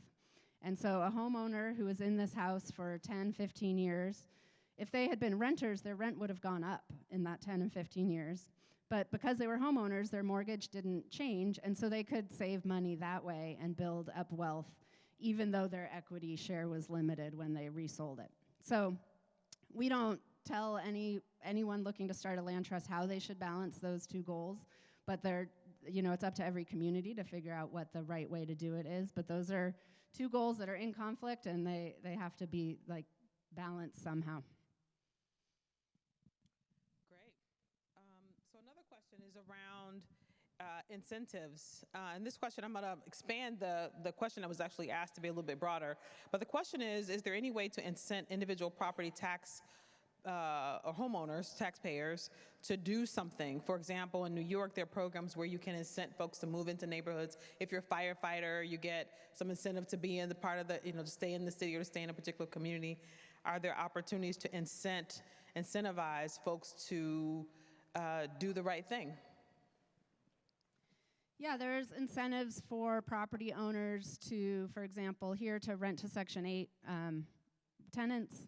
There are incentives. Some programs, are like favorable mortgage programs or down payment assistance programs that are available to people who are desegregating an area. We give some examples in the book of 3 communities in the 50s and 60s who saw their communities start to diversify and saw surrounding communities where African Americans were moving in, and then all the whites fled. White flight happened, incited by realtors, and the community completely changed. So these 3 communities that we profiled did something different, and they took intentional effort to integrate their community and to maintain a stable integration. And one of the programs that one of the communities used was a favorable mortgage program for people who were making a move that would further the integration of that block or that area. So that's something that can be done with either rental assistance or mortgage assistance that could go to people who would, their move or their home buying would further the integration of an area. So there are incentives that could be implemented that way. Well, I want to add something to it relates also to this question of displacement. The only way to prevent displacement entirely is to keep a community poor. If you want to prevent displacement, keep it poor, and nobody else will want to move in and displace anybody. What we talk about in Just Action is how we can limit displacement. We don't want to eliminate it because we don't want to keep communities poor. We want the people who live there to have access to better resources, to have schools that are better funded, to have grocery stores that sell fresh food, to have policing that's less discriminatory. Once that happens, whites are going to want to move in. African American homeowners who see their values, their properties rise, will want to sell it to gain wealth.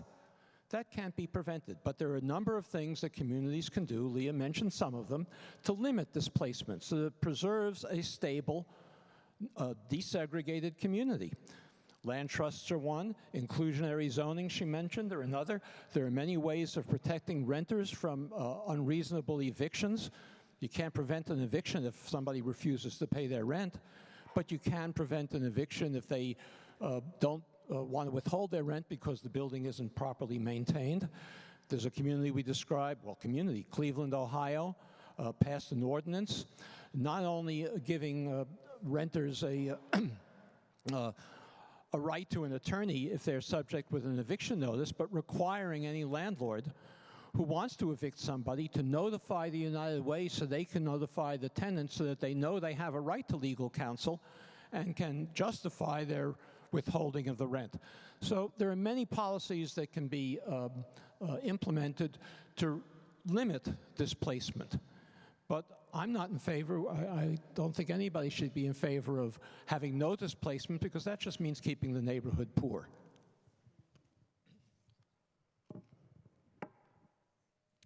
Great. So I'm going to ask a question. A series of questions have come in. Some about the just overall about how do you get other organizations to kind of be involved. The one question is there any ideas for racial equity with respect to home selling and how to navigate the sort of real estate market? Another series of questions have come in today. Folks are asking about the appraisal industry and how there are a number of folks in the audience who have said things about how their homes have been appraised in ways that they shouldn't have, and what can they actively do about that. And then a couple of questions that have come in related to that, just in terms of property taxation. So I think there's a whole series of things that folks are asking about: home selling, what happens when your home is appraised, and right in a way that is not consistent with what you know to be true of how other homes are being appraised, and the same thing around the property tax valuations. Would love to have some conversation about that from panelists who have something to say about that. I just want to touch on the equity portion there that folks keep talking about. With the interloop, there was actually a racial and equity group that was comprised or put together to come up with a series of matrix to figure out how we're designing and building and thinking about people, including all types of people, right? My partner Suzanne and I are on this said committee, and we're in our Zoom meeting. You know, we're on our Brady Bunch moment on Zoom, and we're all talking about all these great numbers, and these people are definitely smarter than I am.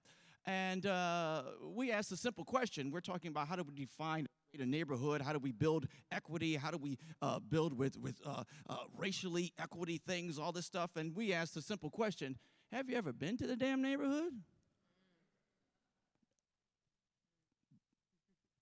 No. How are you defining these metrics and matrix and mantras and all this other stuff, and you don't even know who's on the street? So how can I trust your data? How can I trust your information if you don't even know the difference between Lyndhurst and Linwood Street? This is what we're going by. This is what we're listening to. This is what's telling us is the best way to move. And this is where, when someone starts talking about equity, racial inclusion, all that stuff, start looking around and asking, are you really doing the thing? I'm asking the question right here. I'm looking out here. There's a bunch of white people. I ain't trying to point fingers and say white people bad, because white people ain't bad. Some are. But that was just a joke. That was just a joke. I had to get it out there. But the point is, we sit here, we listen, and we do the things and read the stuff, but sometimes take the simple point of you're a regular human being, go connect with another human being just to understand that human beings and people want the same thing. As I told you earlier, we walked this whole city, went to every neighborhood in the city of Rochester, knocked on their doors. At the end of the day, everyone wanted the same thing, and they didn't give a damn about their racial equity matrices and matrices and all those things. I'm just encouraging you to meet and greet people. Thank you.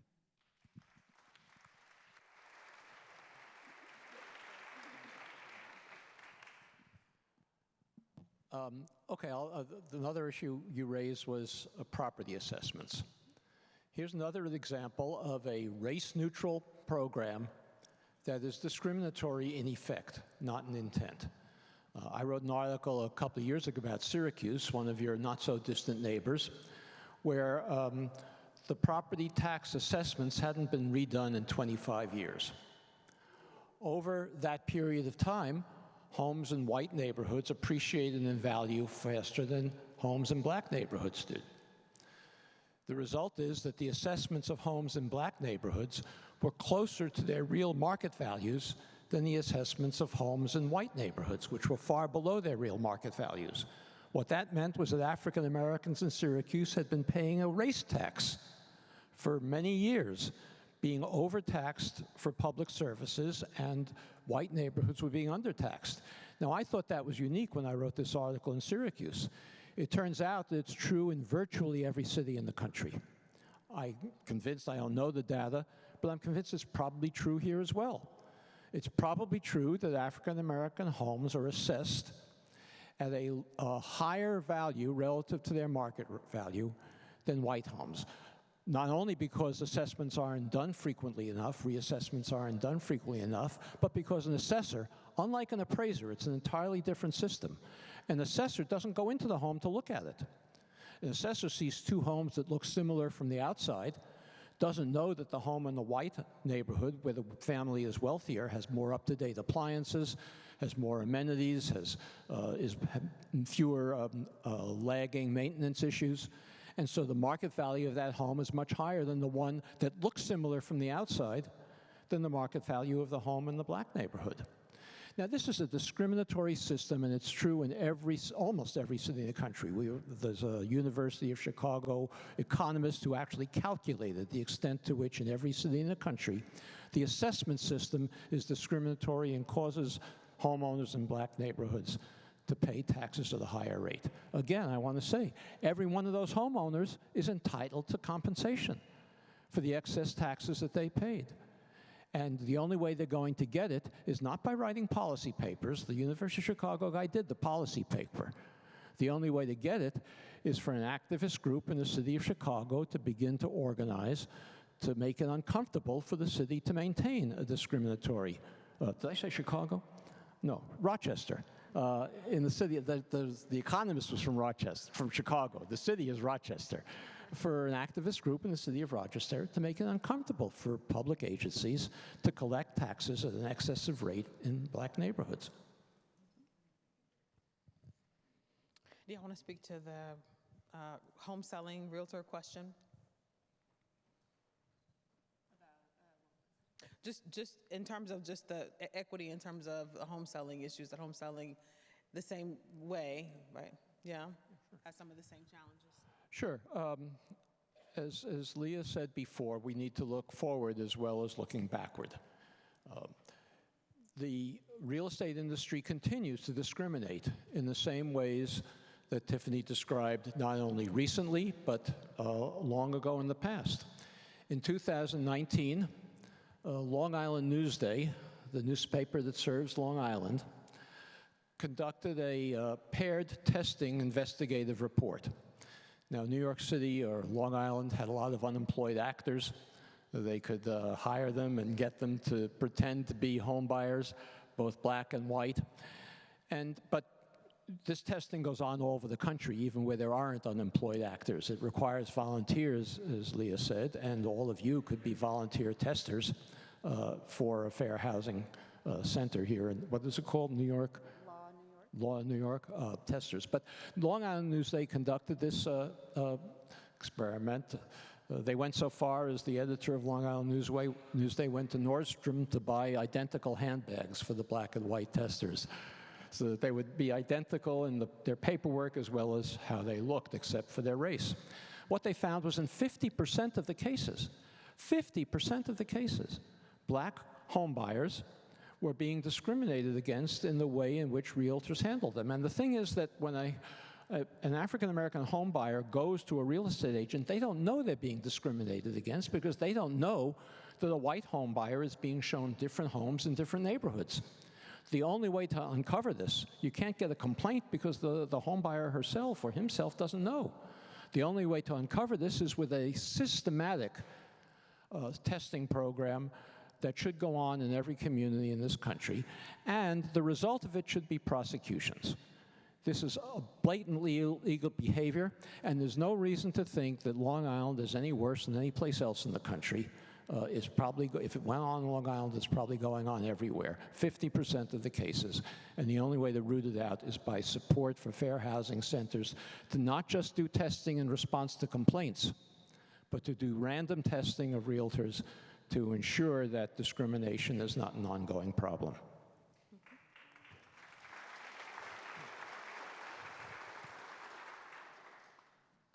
So I'm going to ask a question now about just thinking about Rochester as a larger region, right? We've been talking mostly about Rochester proper and mostly urban places, but what about rural communities? So a question has come in about rural communities are now starting to realize that there's a shortage of housing, but also they're hit with lots of NIMBYism in terms of thinking about that issue. And so for folks who are in rural parts of Rochester, maybe even suburban parts of Rochester, right? How do you start? The person is asking about all kinds of ways that these communities have stopped affordable housing projects, even going so far as to block asylum seekers or particular groups from being able to locate in those parts of the community. And so are there parts of this that are a little different if you're in a rural or suburban community? Should we be thinking about that a little differently? I think we'd be mistaken to think that there won't be opposition everywhere. I don't know that it's all that different in a suburban community or rural community. You know, we call people in the opposition to affordable housing NIMBYs, not in my backyard. They're people who say that they agree with the general principle that there should be affordable housing until it's proposed on their block or in their neighborhood, and then they're vehemently against it for all sorts of reasons. And NIMBYs are usually very successful at planning commission, city council meetings, at blocking developments entirely or drawing out the approval process so much that developers will stop proposing any projects because it's just too expensive and uncertain environment. So NIMBYs are successful because they show up at these meetings and they're very loud and vocal and passionate. And there's no reason why the supporters of affordable housing couldn't do the same. It's a bit imbalanced because the NIMBYs, the people who think that they're going to be negatively impacted by affordable housing development, even though the negative impacts they expect aren't proven to happen. Property values don't fall, crime doesn't increase. These are all just sort of fear tactics, thinly veiled, racially discriminatory comments to incite fear to oppose these developments.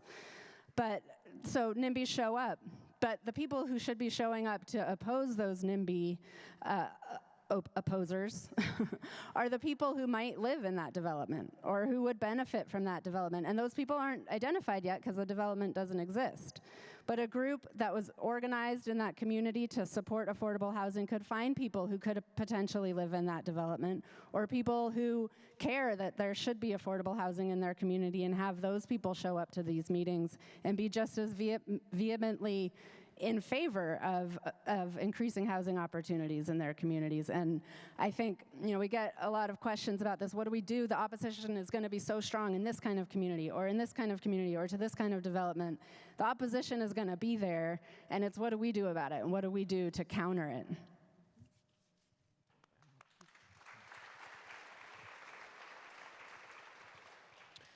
So let me ask our panelists who are doing the work in Rochester, I want to ask a question about the things you've learned on the journey. If you think about, certainly y'all are sitting here right now doing the work in high quality ways, but if you had to go back, let's say 3 years, and you could talk to your former self and give some advice and counsel about how you might do some things differently given what you've learned, right? What would you say? I want to start with you, Benta. So 3 years ago, before you started this project, and if you were just starting out right now, what have you learned that you might say, I would probably have done that a little bit different. I would do that different. Yeah, any thoughts there?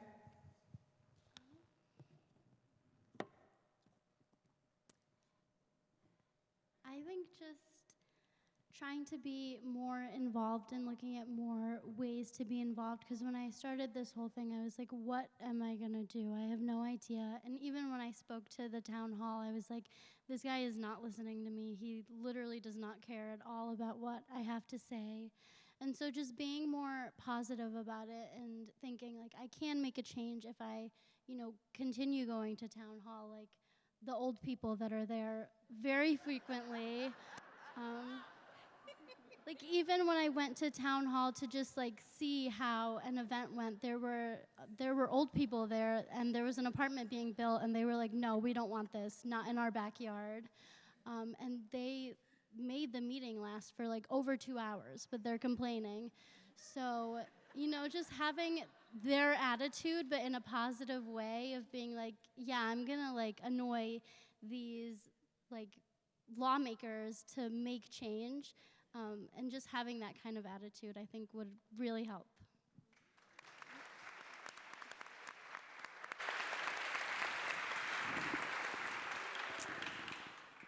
When I think back to when I went to the first training around redlining and racism in Rochester, I was blown away. And I just felt super overwhelmed and like, wow, this is such a big problem. And I remember just thinking about like, who am I? I'm a teacher. You know, I work with my kids day in and day out, but who am I to stand in front of all of these really important people with all these really important titles, you know, and tell them or try to educate them, you know? And also a big part for me was just like, there was so much I didn't know and so many questions that I had. And I had this really powerful conversation with this woman in California, and she was just like, you can't wait for someone else to do it. You just have to do it. You don't have to do it perfectly. There is no perfect way of doing this. It's just taking one foot in front of the other and saying, I'm gonna continue to stand up. I'm gonna make mistakes, I'm gonna fall, but I'm gonna cry, I'm gonna get myself back up, I'm gonna wipe myself off, and I'm gonna keep going. And so if I could go back to myself 3 years ago, I would just say, continue stepping forward.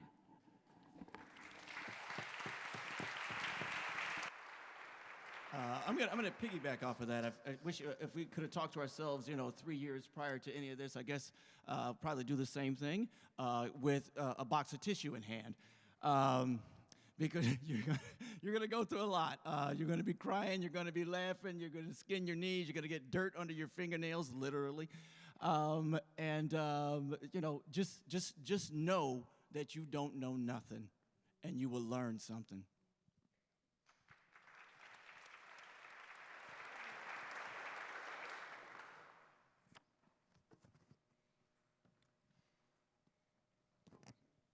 So there are a couple of questions here, just some touchy ones, so just brace yourself, some provocative questions here. One question was just about Rochester's past, and there are a lot of wealthy families in Rochester whose wealth has in part come from or been part of racially segregating this community, and indeed and Just Action, Rothstein's talk a little bit about that.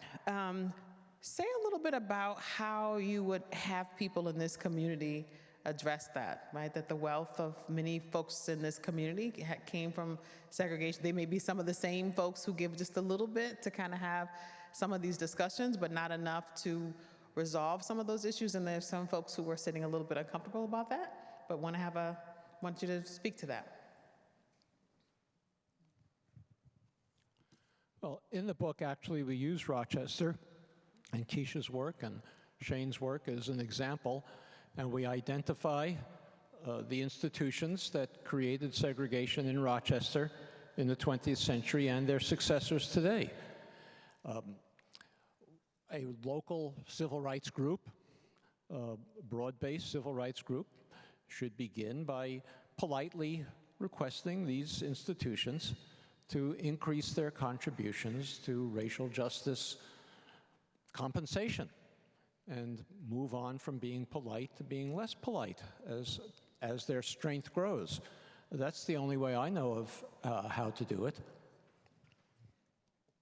Yeah, I'll add another example we write about from Washington, D.C., a woman who owned a luxury property management company, and after George Floyd's murder, looked around at the industry she was in and the history and wanted to do something about it. And so she started her own arm of her company to be a down payment assistance grant program for African American and Latino home buyers in the DC area. So that's an example of private action. So wealthy people here who have gained wealth because of the same policies that segregated this community could contribute to a private down payment assistance program that gives direct grants to African Americans to buy homes in this community, and that's one idea. Yeah, I want to say something. I agree with what you're saying. Sometimes you have to go after those certain banks or institutions or persons. And sometimes it's good to have an older white lady partner who knows other people that you don't know and persuade some people to do some things. So we've had some success in those areas where she's had the ability to reach out to individuals, educate them on what is happening, and pull in support for other individuals within the neighborhood who might not have that. So kudos to you, Suzanne. Thank you.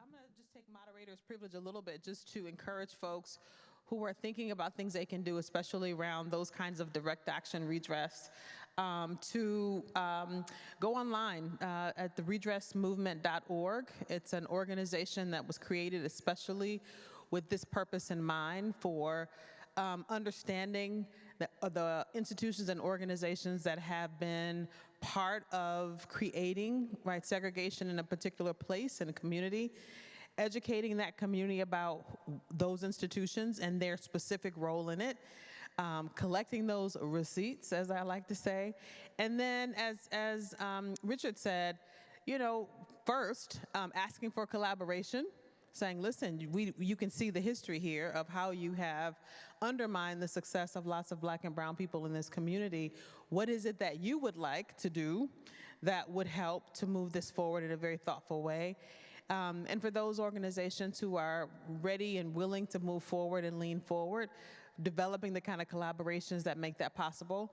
And for those organizations who simply dismiss the conversations the way that you were talking about before, you know, policymakers dismissing the whole conversation, then really agitating around that, because lots of these institutions have reputations they want to uphold, and when the history of what we're talking about becomes shared more broadly, it challenges their reputations in communities and gives us the opportunity to leverage that, right, for the very folks that we're talking about, for the communities that we're serving. From my vantage point, the most important part of that is educating folks and organizing folks, right, to action as just action, right? It tries to give us lots of suggestions to do, but also embedded in that, and I think what you're hearing across the stage today is empowering people to recognize that it's in our hands to do, right? There's no, you know, there's no knight in shining armor that's coming to save Rochester from another generation of segregation.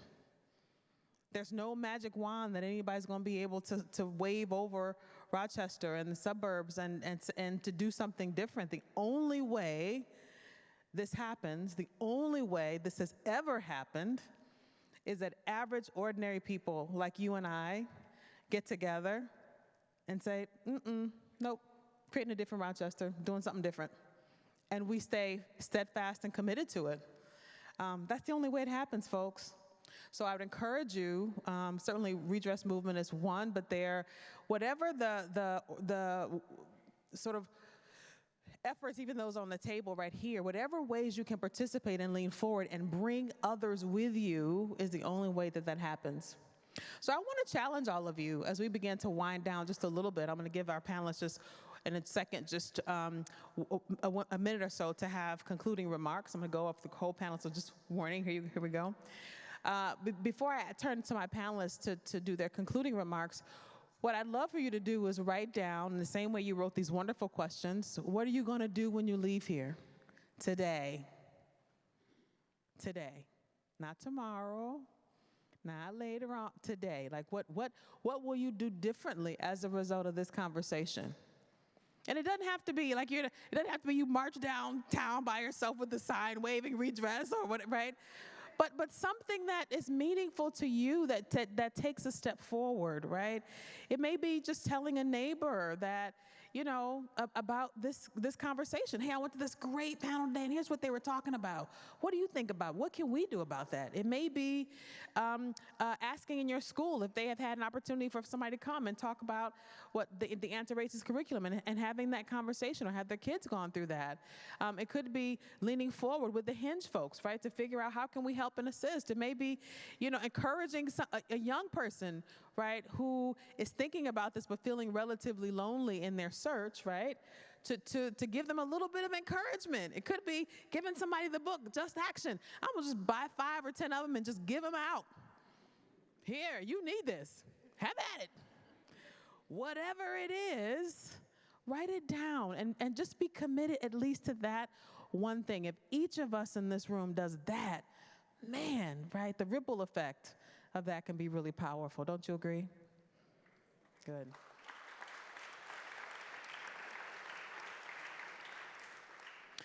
So now I'm going to go down the line, and I'm going to ask all the panelists as we close out today to just talk about their sort of final observation, reflection. Could be on anything we've talked about or even something we haven't talked about yet that you want to bring to the conversation as people are are concluding their thoughts for today and are about to walk out the door. What do you want them to walk out with? What is the thing that you hope they will think about as they move forward in their day to day? And I'll just let it happen in a popcorn fashion as you all feel led to contribute.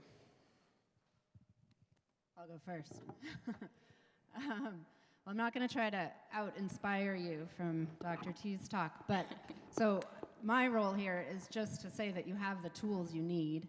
So once you're inspired and you're educated and you understand the role that institutions and government have played in making your community the way it is, and you understand the role you can play in undoing that, you have the tools you need to be able to do it. There's a lot that you can do.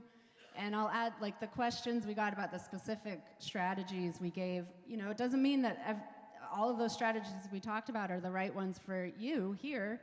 And if not, there's several more in the book that address the same issue. So there's a lot more we couldn't write about in the book. So that's just a piece of it.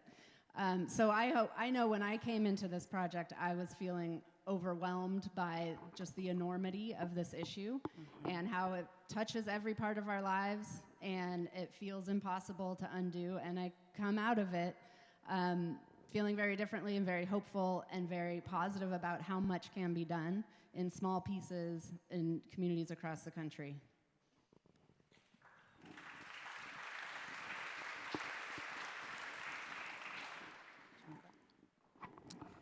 So what I will advocate for is that please asking local districts if they are working with the Anti-Racist Curriculum Project. So if you know school board members, you are part of a school board, please advocate asking, is this being taught? If it's not being taught, maybe shaming a little bit, asking them why they're not teaching it.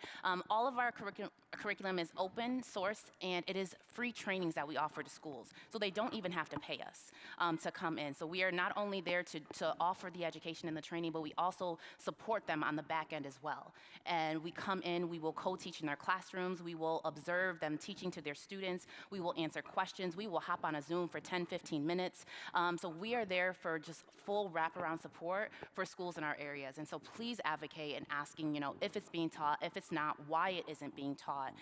And then another thing I just want to put a plug in on June 13th, we have a brand new documentary that is out, sponsored by some of the folks in this room, that really talks a little bit more and educates folks in our community about the racial segregation and what's happened here from the vantage point of two different families in our community. And so on Eventbrite, it is a free screening from 6 to 6:45.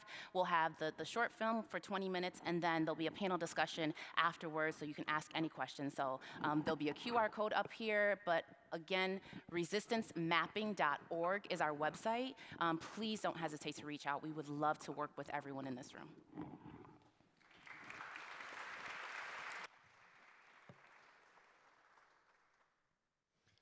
Well,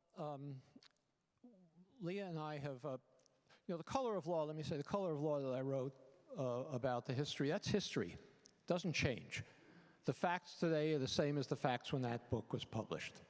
But just action is changing every day. There are always new examples of people doing things and successes and failures that people can learn from. We've started writing a bi-weekly column. If you go to justactionbook.org, you'll find a button you can click to subscribe. It's free to this column, where every couple of weeks we'll have reports like the one that Leah described about this community in Silicon Valley, which happened after the book was published. But there's one tool that you don't have. There's one tool, you don't have all the tools you need. There's one tool you don't have, and that's a team of professional organizers who can help you to create a biracial, multi-ethnic, cross-community organization that can choose which of these actions are most appropriate for you and help you with the experience to help you do that. And one of the things that everybody here could do is help to figure out how to raise money to hire a team of professional organizers under the aegis of the redress movement or some other organization. But that's a tool that will be necessary to activate all the tools that you already have.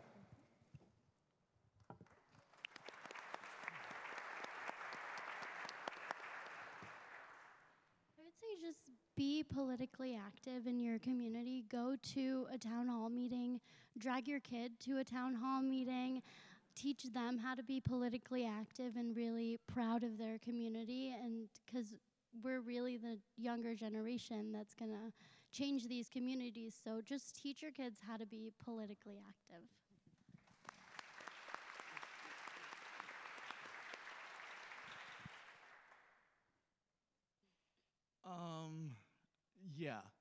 Yeah.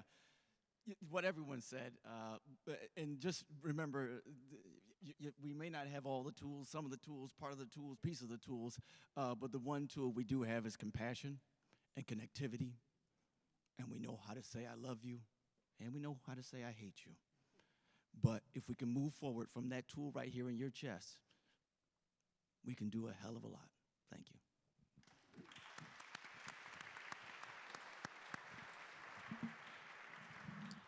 Great. I want to say thank you for all of our panelists today, especially the Rothsteins, who gave us a great excuse with this new book to gather together and have this conversation in such a great, grand, and awesome way. And I also want to invite, I think Alex is going to come and close us out for today. And on behalf of all of us on the panel, thank you all for coming.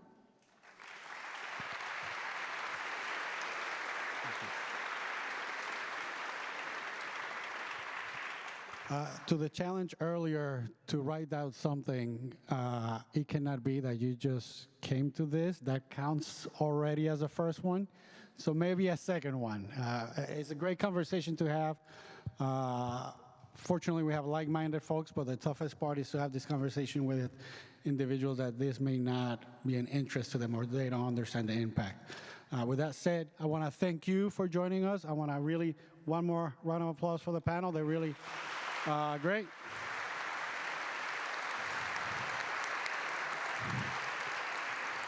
And the last word about Pathstone, as you may know, Pathstone is dedicated to driving meaningful change in the communities that we serve. And by either contributing through your support, donating, volunteering, sharing your ideas, it goes a long way. We're talking about organizations to impact change, and here we are all together talking about this very important topic. So as you go, I think there are cards handed out, but if not, please let us know how would you like to get involved in this larger conversation. So thank you all, appreciate it, and have a great day.